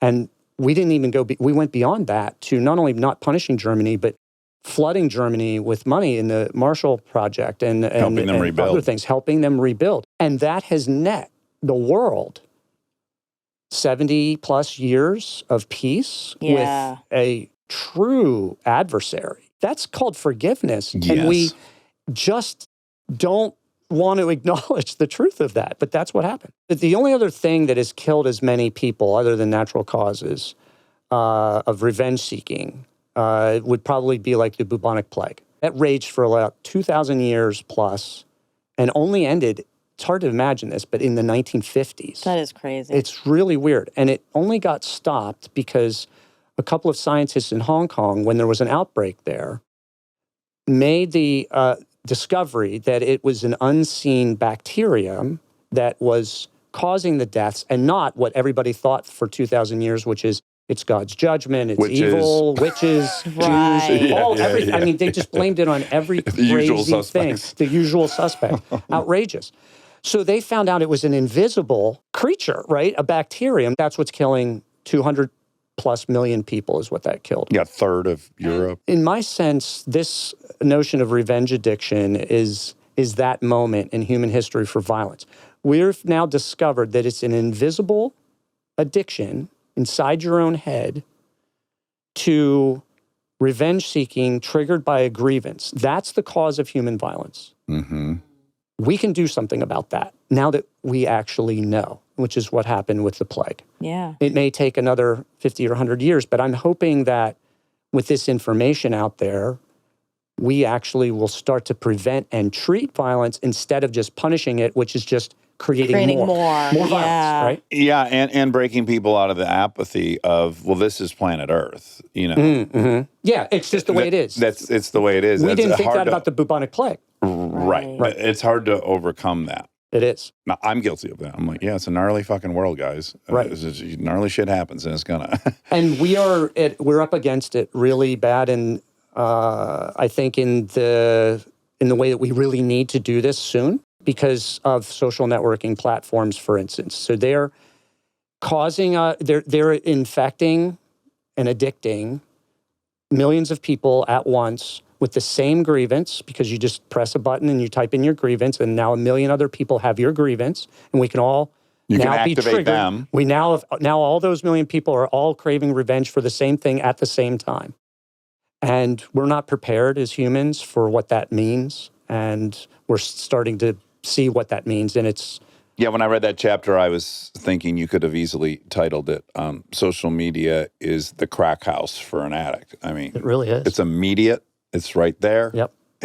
Well, it does and both. you have to leave. The only way to No stop. system has been invented until now that both allows the grievance to be communicated and gives you an instantaneous opportunity to seek revenge by firing back the retaliatory tweet. I mean, that is You're right. crack all the way. Oh.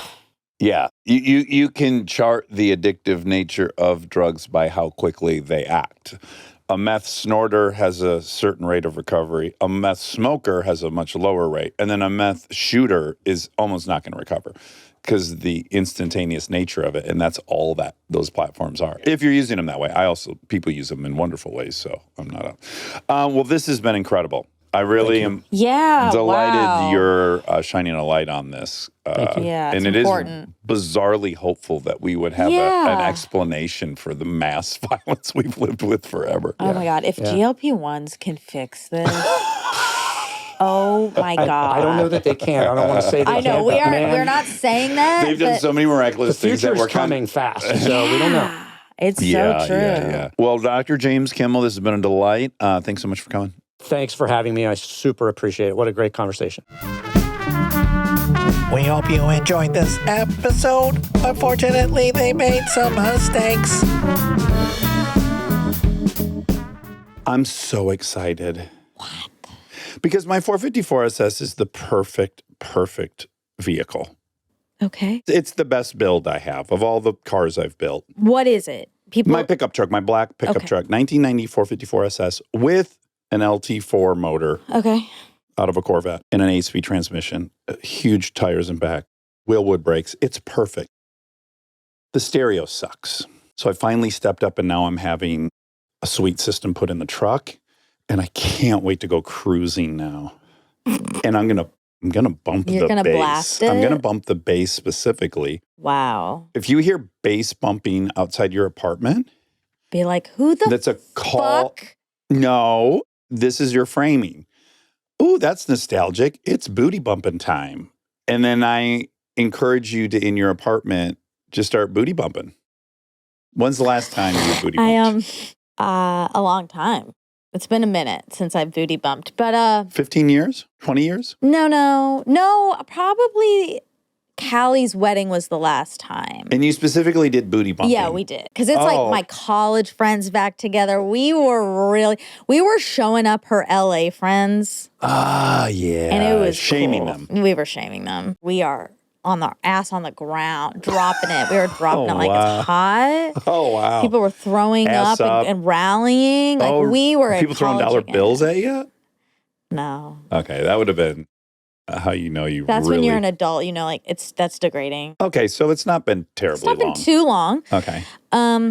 It's very culty of you what you just did, where it's like, no, that bad reaction you had, that's gonna hurt you. Like, let's reframe and make it a positive thing. Yeah. Even though what you're doing... It is a positive thing. No, even though what you're doing is loud. Oh, and loud is just negative. Even if it's you hear your favorite song, that's negative?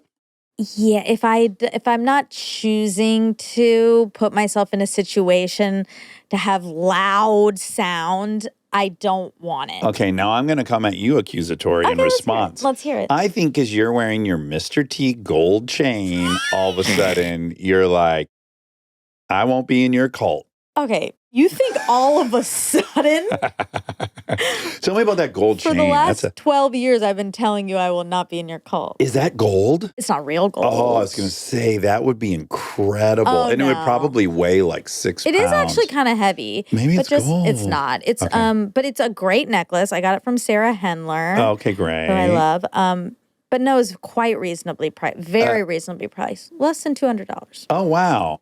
I'm surprised. Because I could see you, if something's too cheap, you might not get it even if you loved it. I bought some pants from The Gap. Okay, great.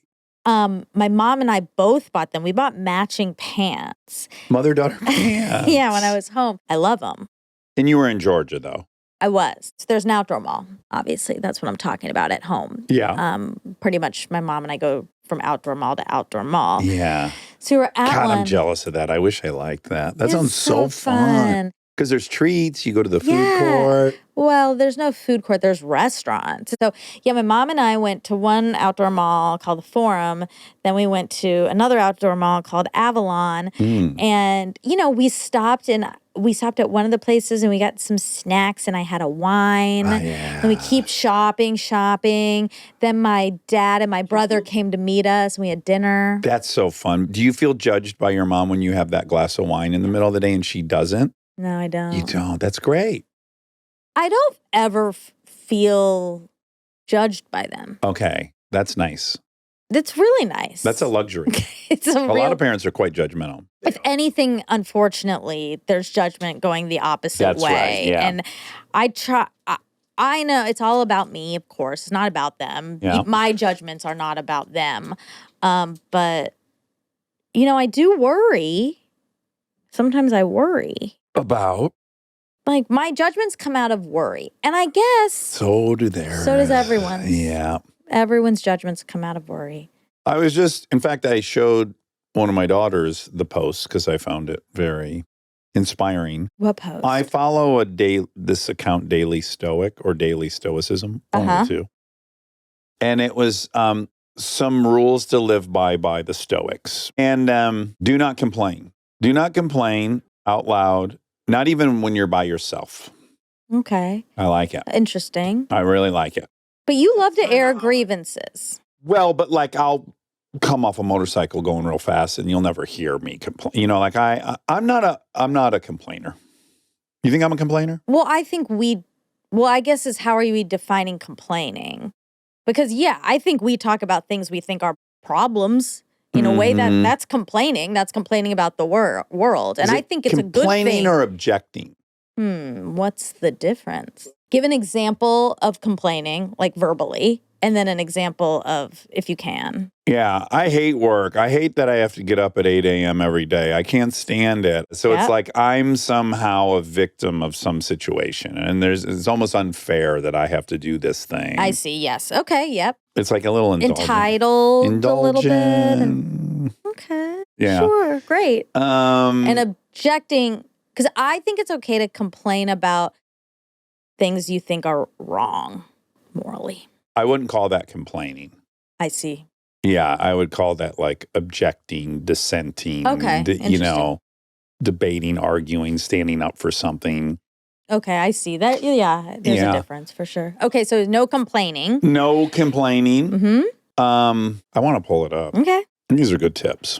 All right, we love good tips. The Stoics, but you know what's so funny is there's just so much overlap with all this stuff because half of what they're saying in this clip is AA stuff. Obviously, this predates AA, so I'm like, oh yeah, isn't that interesting? Like, this stuff's all been around forever. It's very Buddhist. Sure.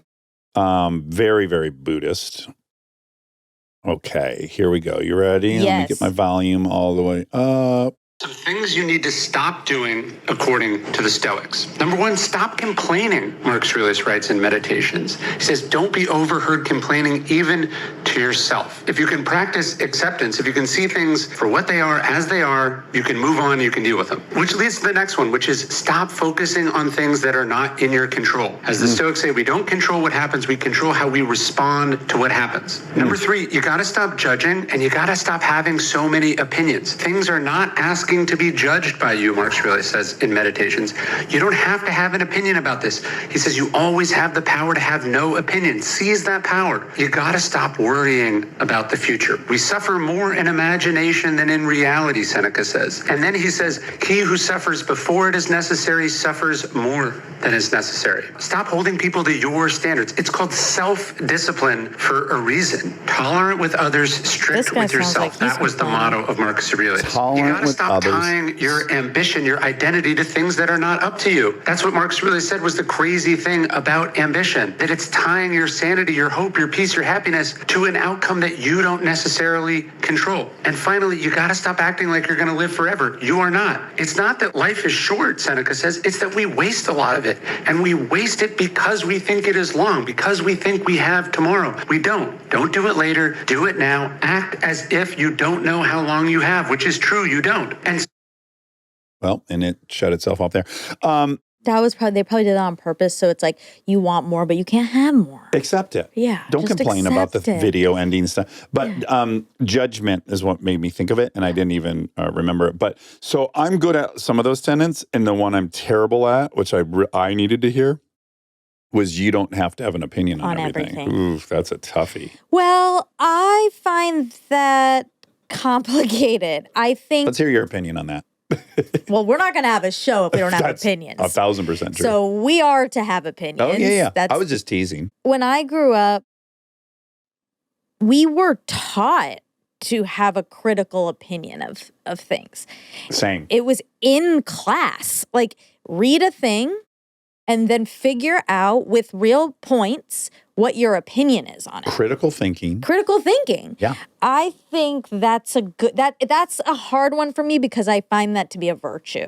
Unless you're just shoving your opinion on people who don't need it, care about it. Didn't ask for it. Ask for it. Yeah. It's irrelevant. It's just you trying to have a voice for no reason. Yes, it's slippery, but I also think it's okay to take in all the information and form, and I thought about it. And I'd imagine you're free to have opinions on important things. Right. Under this edict. But I definitely know, I've even said this on here in the last couple of years, like I have a mantra in my house, which is like, your opinion's not needed here. Right. Which is almost always true. Yeah. And life's better without me interjecting my opinion all the time. And I'm free to let everyone, but It's hard. That one's the hardest. It's hard for me. That's very hard for me too. I actually, you know what? I just had to apologize to someone recently because of this very thing. Actually, it's weird that you're bringing it up. I'm embarrassed that I behaved this way. So I want to start by saying that, and I did apologize. Yeah. Were you drunk? No, Okay. I was totally sober. Okay, that makes it harder, I think. I was with Jess, and we were on a big adventure one day. Yeah. We decided we were going to go on what we call walkies, which is just like a long ass walk, and we're stopping at stores, and it's fun. You're treating LA like the outdoor mall. Yes, Yeah. we're on vacation in LA. Yeah. It's very fun. So we start and we go to some stores, and he's buying some. I kind of brought shopping into his life. Yeah, I was going to say, I can't imagine he loves shopping, but He's starting to actually not just enjoy it with me, but he'll be like, oh, I do want to go to that store and see what they have. I want to do this. Anyway, so we're bopping in places. We're both buying stuff. So we've already bought multiple things. Obviously, Jess and I know each other really, really well. So, and not only am I reading between the lines, but there's explicit things stated between the two of us. Like, I'm worried about this, or I'm worried about this, X, Y, and Z. Okay. So we're walking, we're buying. It's exciting. We're getting great items. yeah. And then we decide we're going to walk to Echo Park. Now, for people who don't know, that's far. That's like far. It's not that far. Probably what, 3.5, 4 miles? I didn't look at the mileage, but from where we were, which was already Sunset Junction, Oh, then, yeah, okay. That's it was probably an like 2 miles additional from there. 45 minutes. Oh, okay. 45-minute walk from there. Oh, okay. Okay, but we decide we're going to do it. But we'll stop in stores.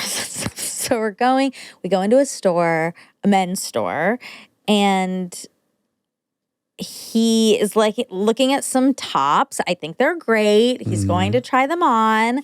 And, he puts one on, and I was like, oh, it's great. I love it. It's great.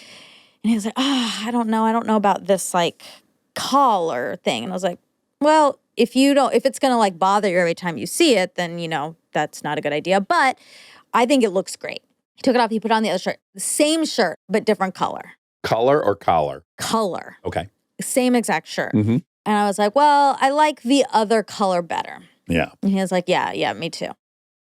Then we go to check out, and he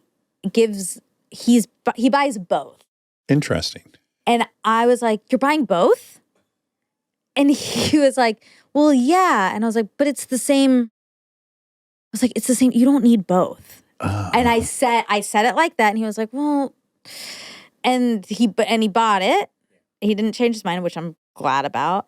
But I was like, I mean, it's kind of like a specific shirt. like it's not a white tea and a black tea. It's specific. So you don't really need two of the same thing. Right. Okay, so then that's over. Yeah. But then after I was like, who am I to tell him he doesn't need two of the same shirt? Like, even if that is my opinion. Or your personal preference for you, how you would buy a shirt. Right. If it's my opinion that no one needs two of the same shirt or whatever, that is not my place to put on anyone. This is not bad, Monica. Well, I was expecting something much more hurtful, maybe. No. I'm not a mean girl. Well, just you had to apologize. I did because my thought was, you hurt his feelings. I didn't hurt his feelings, but I did make him self-conscious. Exactly. I made him self-conscious. Second guess himself. Yeah, and that's mean. Like I didn't mean it with ill intent. I meant it honestly as like an experienced shopper. That's what you were thinking, I did. Right? Yeah. Like, I know about shopping and so like you don't. You're new to shopping and I see how you wanna. And I thought, you'll probably just have to return it and that's gonna be a pain. Like I know how this goes. Yeah. Also, like if you ever express any like money troubles and you're spending and I know you don't, like that's a useless spend, but none of it's my business. No. None of it is my business. And that's why I had to apologize because I guess that's for me, like in apologies, I have to be sorry. Like I'm not just going to say, oh, I'm sorry. You have to feel bad that you did something. I did something that I recognize I don't want to be doing in life. And I'm sorry I did it to you. And I'm not going to do it again. Or I'm going to try not to do it again. Anyway. So the Stoics, they were whispering to you. Well, I'm Buddhist. I was in a similar situation last night.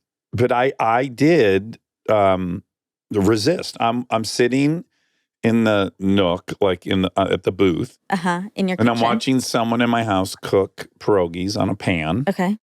And I'm watching them flip the pierogies with their fingers in the pan. Okay.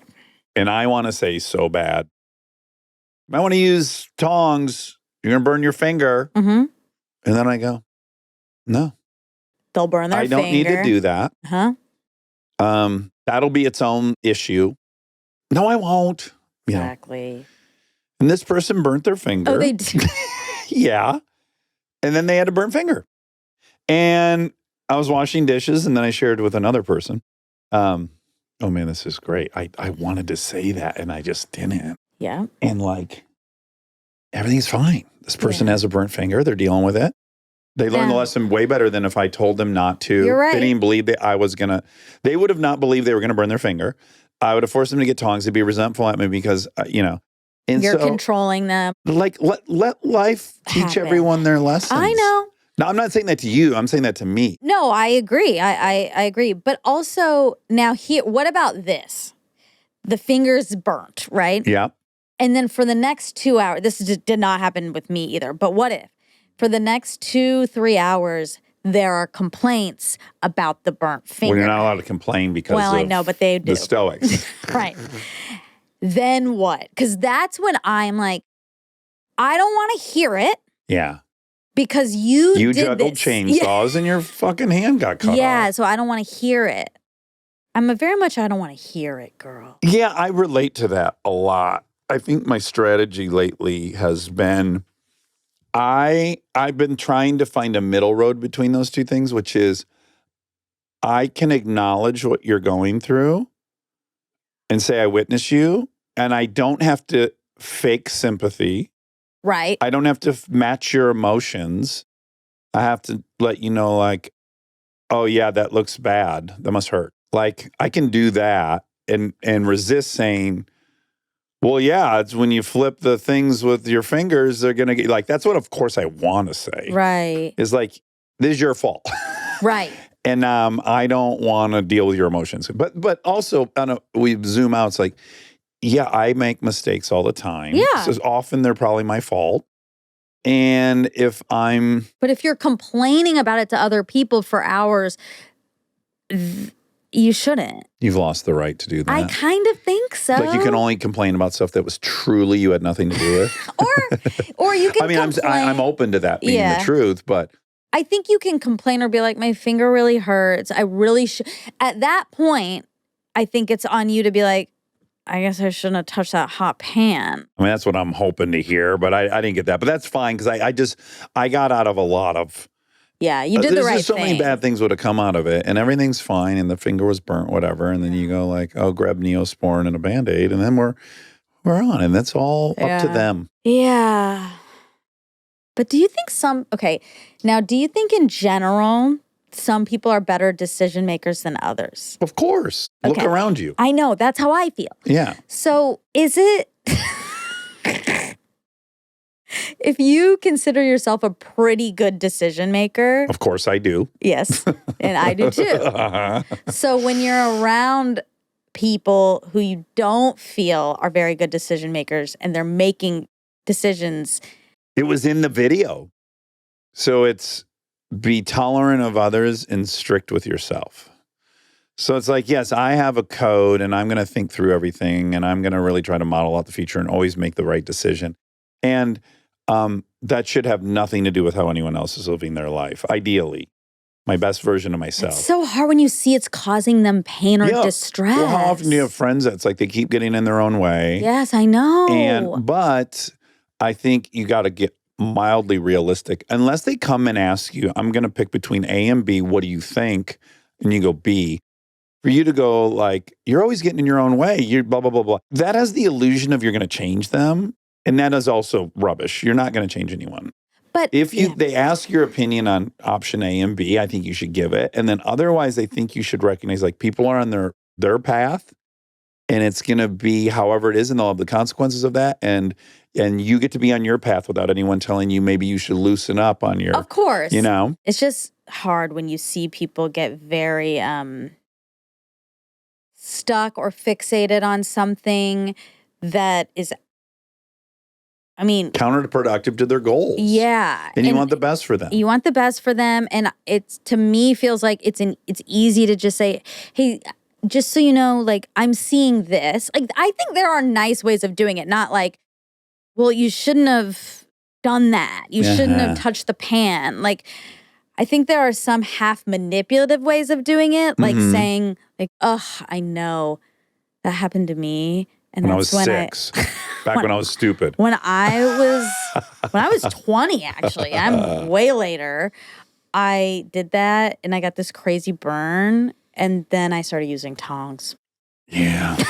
Yeah, you could relate. You could do that. I sometimes think like, and I do not want to suggest that I am the finish line, but I often think of you and I think it's a great gift to the show that you're 37 and I'm 50. Okay. It's a great gift because you're thinking in your age group and I'm thinking in mine and our audience is varied. So it's good. But sometimes I think, what would this show be like if you were 50 as well? I think it'd be way less compelling because a lot of this stuff is just getting old. Like there's no effort on my part. I'm not trying to be a certain person. But over time, I think people tend to change in kind of predictable ways. Interesting. You don't think so? Well, what do you mean? Like you think you're Zen and I'm not? Well, I think it's easy. Like this little thing about like offering your opinion or not saying something to somebody. I think it's easier for me because I've had another 12 years of watching people do exactly as they're always going to do. And I've come to accept a little more that people are they're all on their own path. And I think you can only get that opinion by just watching time and patterns emerge. Or let's just say almost all people get a little more conservative as they get older. Uh-huh. You know, that's just maybe you'll be excluded from that, but it's a very common pattern. Very common, yeah. So it's like, it's curious if I was 37, if you were talking to 37-year-old Dax all the time, I probably would be much more revved up about a lot of the stuff you're revved up about. Yeah. I can almost guarantee it. Yeah. And so I have this mixed emotion of like, I think it's great for the show.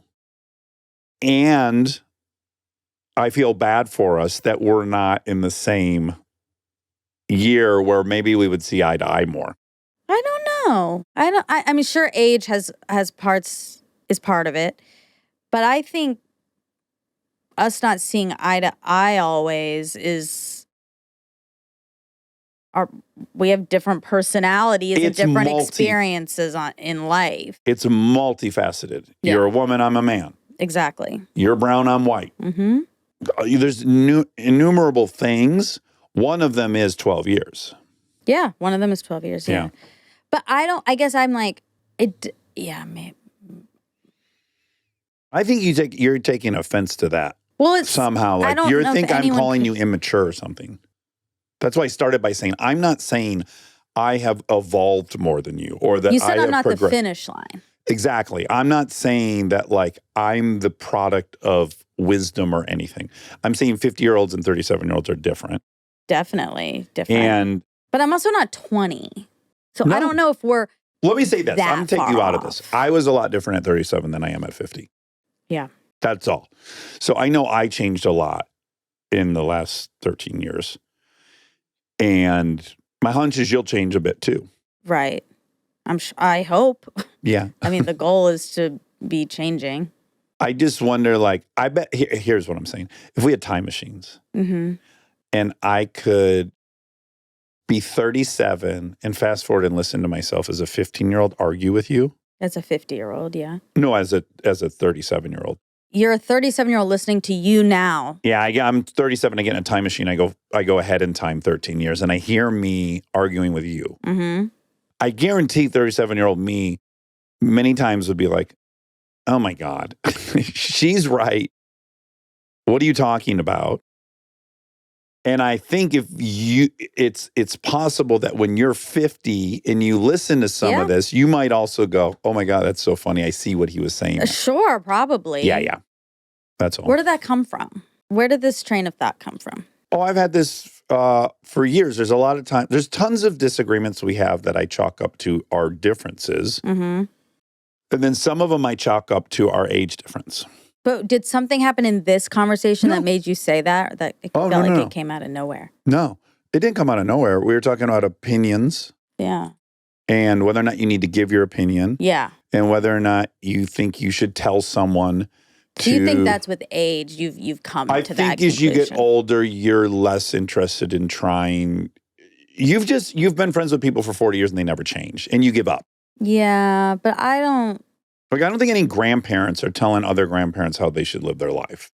I think there's a ton of 18-year-olds giving each other advice on how they should live their life. They have a lot of time ahead. Yeah. There's more reason to, honestly. If you're a 50-year-old or the older we get, the less time there is to make those changes. So I do think there is like, what is the point of telling someone my age how to behave or older than... Or, my parents, right? Like, they're them. They are them at this point. But you will have a friend when you're 80, and your 80-year-old friend will be making mistakes. Like, they'll be getting in their own way. Yeah. And my hunch is when you're 80 and your 80-year-old friend is getting in their own way, it's much easier for you to not say anything about it. Yeah. And I think when you're young, it's hard not to say something about it because you foresee their whole life ahead of them. Mm-hmm. And if they keep doing this, they're never going to reach their goal. Yeah. So, yeah, I just think there's differences as you age. I feel it even in a 5-year gap between Kristen and I. Like, she has her opinion about work is very much what my opinion about work was at 45. Mm-hmm. And even in the last 3 years, my opinion has evolved dramatically in that way. And I just recognize, I got to remind myself, what did I think when I was 45? Yeah. And what did I think at 37? Yeah. Well, I think I do know that was the point of my story, is that I caught it after. I mean, I didn't catch it, but I recognize that's not who I want to be. Yeah. So all I can do is try not to do it. I guess you're trying to straddle the line of not becoming boring. There's a bit of stoicism. I'm like, I don't know if you achieve all these goals. Are you not just boring? You're like super self-disciplined. You never complain. You accept everything. There's no friction. You're not judgmental. You don't have opinions. Yeah. Are you alive? I don't think anyone, again, achieved minus full some stoicism? minus some real Buddhists, who've devoted their whole life to it and live in a monastery and stuff. I don't think regular people can achieve all those things. I think you can get close. I think when you're in distress or torment, you can try to like bring in those things so that you feel relief and better. But on a day-to-day, yeah, I doubt it. All right. Well, let's get into some facts. Stay tuned for more Armchair Expert, if you dare. We are supported by Domino's. You know, I have the app. Me too. It's not talked about in this ad spot, but I do got to give a shout out to the lava cakes. They're outrageous. I want it right now. At long last, Domino's finally has stuffed crust pizza, and not just stuffed crust, Parmesan stuffed crust. Oh, man. What are you waiting for? Who doesn't love a little Parmesan? Nobody. That's who. It's hard to believe it's taken them this long to make a stuffed crust pizza, but let me tell you, this was worth the wait. They've taken their buttery flavored handmade pan pizza dough and stuffed it with melty cheese. And if that wasn't enough, they topped it with garlic seasoning and, yes, real Parmesan. I can taste it. I love mine smothered with pepperoni. Ooh. Oh, the more the better. Okay, all this talk about Domino's has got me hungry, and I think I've got tonight's dinner plans all figured out. Order Domino's new Parmesan stuffed crust pizza on the Domino's app and use code DAX to get any 3-topping Parmesan stuffed crust pizza for $11.99. That's code DAX on the Domino's app to try it today. Prices higher in some locations. You must ask for this limited time offer. Prices, participation, delivery area, and charges may vary. Delivery orders subject to local stores' delivery charge.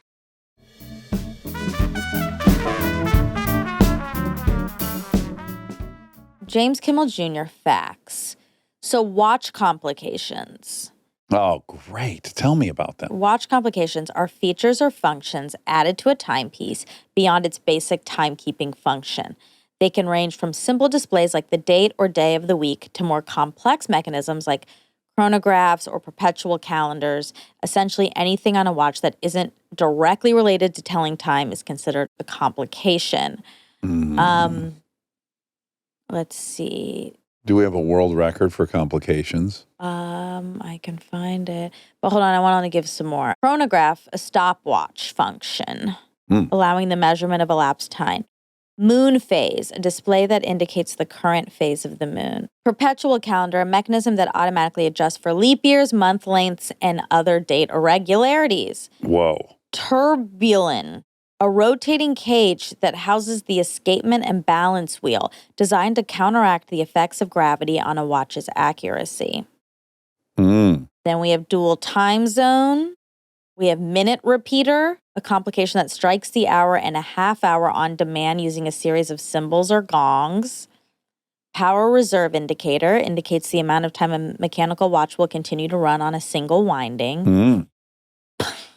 I'm totally listening to you, and I'm getting the answer. Okay, great. So you don't have to do that. I'm trying to help. Thank you.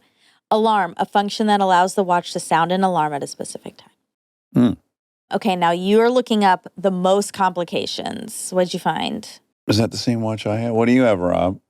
That's just one with different complications. Batchron, which has 41 complications. 41 complications. It's also called, it's horology. A Vacheron Constantin La Cabodoza Berkeley Grand Complication. A pocket watch unveiled in 2024 has 63 complications. Ooh. But I said thousands. Yeah, I'm you reading did. another thing. I got confused about. There's another thing that they also like about watches that has a stupidly high number. But Well, no, yeah, this says the watch with the most complications is the Franck Muller Eternitas Mega 4, boasting 36 complications, but it features 1,483 components and 23 indications via 18 hands and 5 discs. okay, maybe I was looking at components and also seeing complications and conflated components and complications. Oh, and it says that one holds the record for the most complications.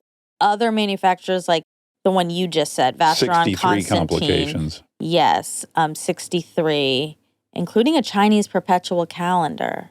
2,877 components and 245 joules inside of that. Oh my goodness. Wow. It'd take you a lifetime to build this watch. Yeah. What an interesting mind. I wish I was hornier for it. I just can't see that doesn't equal value to me. It equals value to me because it is made with care. That's true. Things that are detailed like that are Yeah. made with such care, I do appreciate. Mine just has one complication. It does? What does it And have? I don't even know what it's doing. Moon Oh, phase? seconds. Oh. Does it have the date? No, Oh my God. no. But this is my new favorite watch. I Embarrassing. love this watch. It's so simple. Yeah, obviously it doesn't. It only has one complication. Yeah, it's not complicated, and I like that. It only has 3 numbers on it too, which I love. Oh, that's cool. It's a Panerai. Nice. It's the watch I've been coveting for 12 years that George had. Oh, cool. Yeah. Okay, I looked up what's currently in the DSM for addiction. Okay. See if I still qualify. The Diagnostic and Statistical Manual of Mental Disorders, 5th edition, classifies substance use disorders, SUDs, as follows. Alcohol use disorder, caffeine use disorder, even though now they should No, remove that. They should. Eric Topol told us we could drink it. That's right. Cannabis use disorder, hallucinogen use disorder, inhalant use disorder, opioid use disorder, sedative hypnotic use disorder, stimulant use disorder, tobacco use disorder. We've got a few of those. Includes a category for gambling. No rage. No revenge. Rage. Yeah, no shopping, Ah. which is interesting. No kleptomania. That'll probably get added. Yeah. The 11 criteria that reflect impaired control, physical dependence, and social problems, they are taking more of the substance than intended or using it for longer than intended, persistent desire or unsuccessful efforts to cut down or control substance abuse, spending a great deal of time obtaining, using, or recovering from substance use, neglecting major role obligations due to substance use, continuing to use despite substance-related problems, legal, social, occupational, tolerance, needing more of the substance to achieve the desired effect, withdrawal symptoms when not using the substance, craving for the substance, using in risky situations, example, driving while intoxicated, having substance-related legal problems. Those add up. Where are you at? Were you doing a mental checklist? I knew you were going to say that. Of course I would. I knew you were going to say that. Should I not? I don't know. It seemed plausible You that you were. so excited to, No, I was thinking about my own history. but we know yours. Yeah, but I still think about it. How many I've did you never have? taken that questionnaire.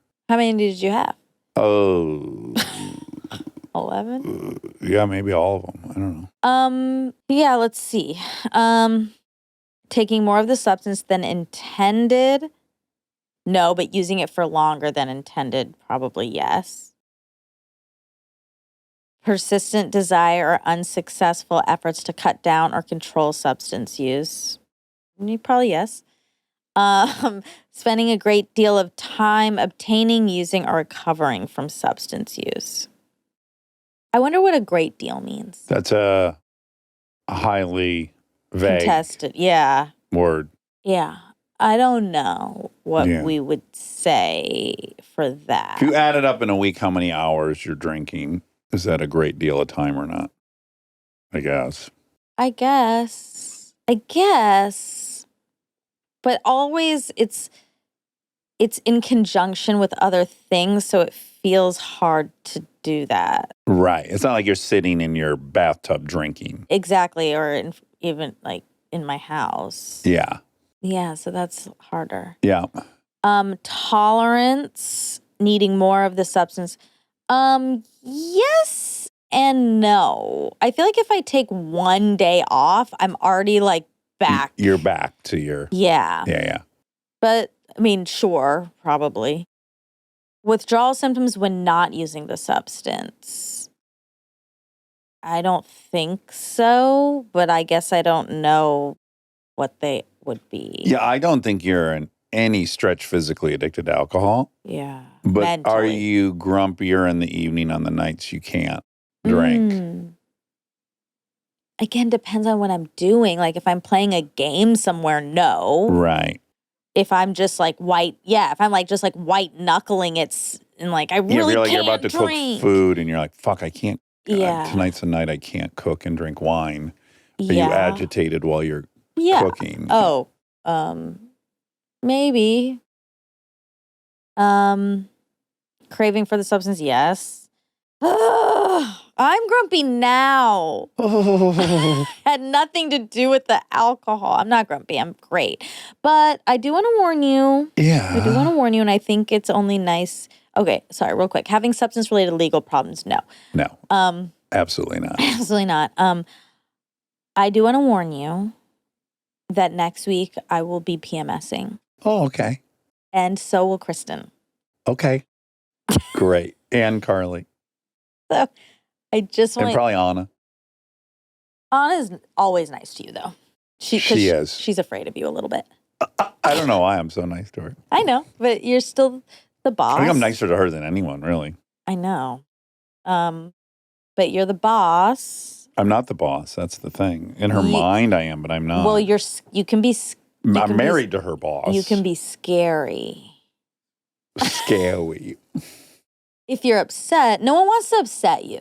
I know we've covered this. This is like as if I scream around the house. I or need something. you. I need you to just accept that. Oh, I do. Okay, because it's not like it's just frustrating because I don't have tempered tantrums towards anyone or knock stuff over or slam doors or barge when you get stuff. angry, it really doesn't feel good, and it in a way that when other people get angry, it's kind of like whatever. Like I don't know why that is. Yeah, but it is painful when you are angry at someone. I think more than others. Oh, yeah. I mean, that's just your power. Okay. That's a testament to your power. Take that and be grateful. Anyway, so I guess I have it. By the way, no, I don't know. I don't think that's the conclusion. But yeah, even this happens. Take everyone that's close to the circle out of it, and it's like Ange. Yeah. Tells me at some point when we're swimming at Barton Springs, like I'm just so intimidated by you, right? And I go, even how? Still, like you're my baby. She's been my baby since I met her. Right. Like I'm so tender to her. Have been since I met her. Yeah. She elicits that in people. That's what's so fun about Ange. Sure. And yeah, I go, oh yeah, that if she thought that there's nothing I can really do, because I know for sure towards her at least I've always been super it's gentle not and soft. necessarily about like who you are towards the person. It can be just like what they've someone gathered. has a side. Yeah, or like what they've seen. I mean, she's been around you in lots of working situations. She has seen me command a group of 100 people. Yeah. As a director of things. And also, like, if you're unhappy on a set or with something, like, that's often made clear. Uh-huh. You know, I wouldn't say, and this isn't a negative thing, but I don't think I would say, like, you're easy breezy.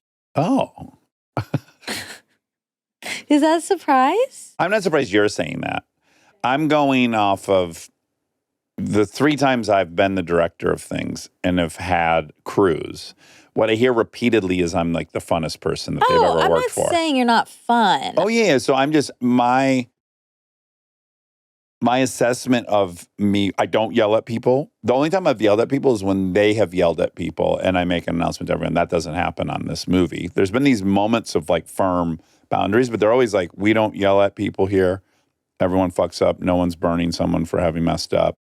I don't yell at anybody. Well, you do when you're mad. You do.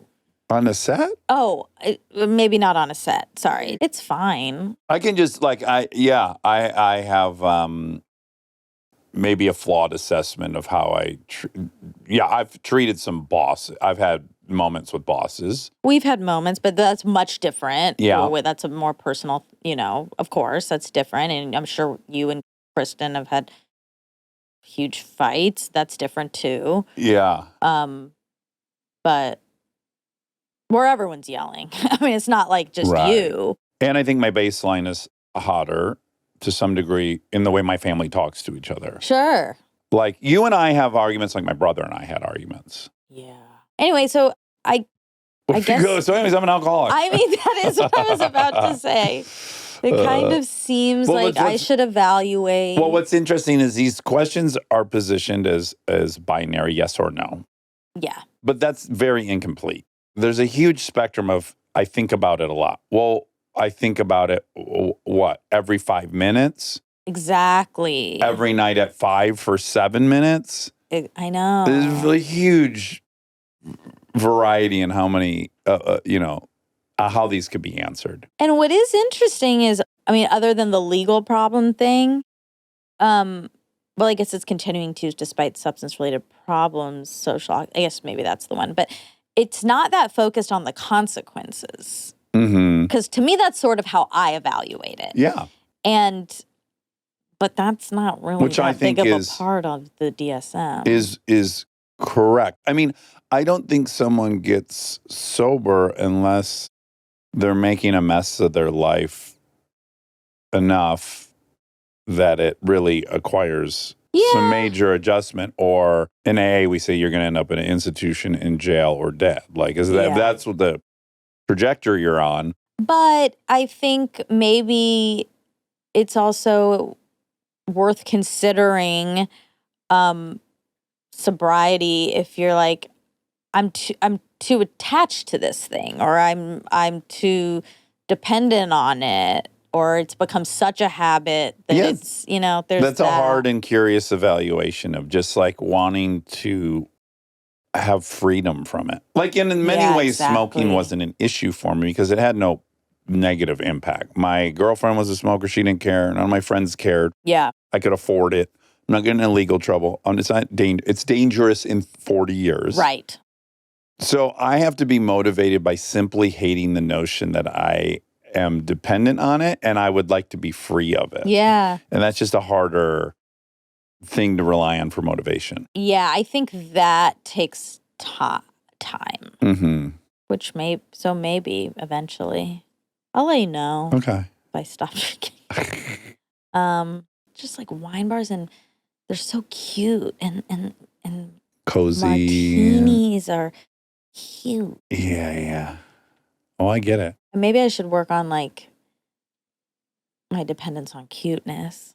Okay, start there and see if the other stuff is fixed downriver. Yeah. Okay, what's unfortunate. Oh. Yay. I wrote down update on the bath and I didn't know what I was I was like, what does that mean? But I just remembered. The bath has been fixed. It's been fixed. I believe so. Did you get an explanation of what the problem was? So the plumber came and he said, it's draining. And I was like, I know that's not the problem. I don't know what the problem is. It doesn't seem like it has to do with my apartment. Yeah. And he said, okay, it's probably a pipe thing. And so they scheduled a time. I was out of town, actually. They scheduled a time to replace the pipe or do something with the pipe. Okay. I don't know. Maybe put a camera in it and see what's going on in the pipe. Maybe. Yeah. And so far, so good. Oh, wonderful. But that's great. Yeah. And I want to just be clear. My landlord's great. Like, she's nice. She's nice. She's a nice person. Yeah. And I have no problems with her. It was bumming me out that was a gross thing happening. I also think when you live in LA and you pay exorbitant rents, rightly so, you expect a little more. Yeah. Like I think if you were spending $800 a month on a one bedroom in Oakland County, where I'm from, and there was suds coming out, you'd kind of be like, yeah, you get what you pay for. Right. But when you're spending what is the mortgage on a $700,000 house to live in a one bedroom apartment, yeah, I think the expectations go up. Yeah, that's true. Okay, let's see. Oh, I looked up where blood feuds are prominent. Mm-hmm. Appalachia. Albania. Oh, sure. Kaz Kwafa, my old Albania. high school friend. Oh, right. He was Albanian. Yeah. And he and his brother got down hard. In fact, I was just texting with Carrie, and somehow she heard some update on him. And I'm like, I'm so glad he's alive. Yeah. Wow. If you recall, my story about him is that Aaron and I delivered cars in Detroit generally 5 days a week. We'd go work for my mom after school, and most of our deliveries were downtown Detroit. So when we were down there, I would go to my classmates, Coney Island. He and his brother owned a restaurant. Oh, yeah. And he was a high school student. Yeah. An Albanian. Super fucking tough. And we used to go in there and get free Coney dogs whenever Aaron and I were in a certain section of Detroit. And we'd hang with Kaz. We pulled up one day, and there's police tape all over the parking lot. And we have to park next door. And as we're walking up, we see the full front of the window is gone. Yeah. And he's standing the side. He's like, he's been talking to cops. And we're like, what happened? He's like, oh, damn. We just had a fucking shootout. The homeboys across the street started shooting. One came in the window. Brother pulled out the MAC-10. Pop, pop, pop, pop, pop. And I'm like, we were just in class like 3 hours ago, and they were in a huge shootout, and he was fine. Thank God. I mean, just like emotionally, he was totally fine with the fact that the brother pulled out a MAC-10. Yeah, man, there are different ways of living, growing up. And the other crazy story about him was this. So the Albanians in my school often didn't get along with the Chaldeans. There was some beef there. Uh-huh. Well, and maybe there was a new Chaldean kid came to the school. Somehow he had a beef with Kaz. On the way, we had these mobile classrooms, a couple of them. So walking out of the gym across the parking lot to the mobile classroom, new Chaldean kid comes up to Kaz, pulls out a gun, points it at him.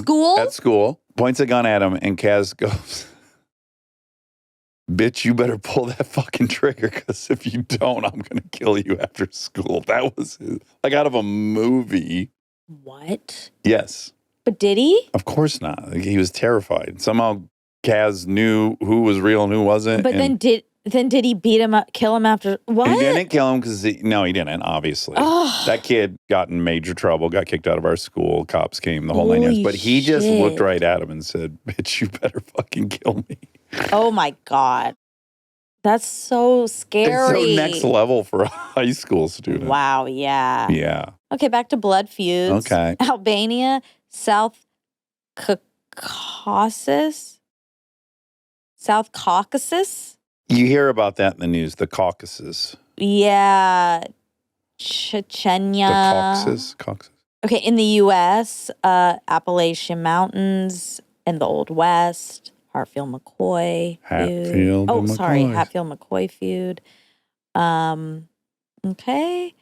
And then in the Philippines, parts of Greece and Croatia. Also do blood feuds? Yep. It's really related to herding, if you believe Malcolm Gladwell. Oh, yeah. All these cultures of honor started as herders who have an undefined grazing area that butts up often against other people's undefined, and you have to stand your ground or your sheep are going to die and they're not going to have food. So this history of standing your ground in herding communities is quite prevalent. All right. Well, that's it for James Kimmel Jr. Revenge. I loved this episode. Yeah, it was great. Really got me thinking. Me too. And I hope it gets everyone thinking, because we have such quick triggers. The challenges that legislation can't address are very troubling. Yeah. Because we need systems. Systems are more powerful than individual humans. So we need systems to help us be the best version of ourselves. And ultimately, you are going to get triggered all day, every day. And you have to try this forgiveness exercise and get some good results from it and really use it. But it can't really be implemented. I know. On a societal level. Yeah. There's no law we can write. Unless, like, it can be in schools. Yeah, like a really core curriculum. But we can't even, no. Like, we can't even get state to state, county to county to agree on what should be taught in schools. So I highly doubt this is an option. So just listen to this episode and pass it along, share it. Yeah. And you're up against like family tradition. Like my family, you're a hero when you stick up for your family member in my family. Right. You become legend status. Like it happened to my brother, it happened to me. Once you do that, like it's a very prized thing. I have that same pride with my girls when I see one of them defend the other or stick up for the other. Like that's just a very historic familial pride thing. That's like you're up against that. Yeah, it's a lot. It can be practiced though. Yeah. All right. Love you.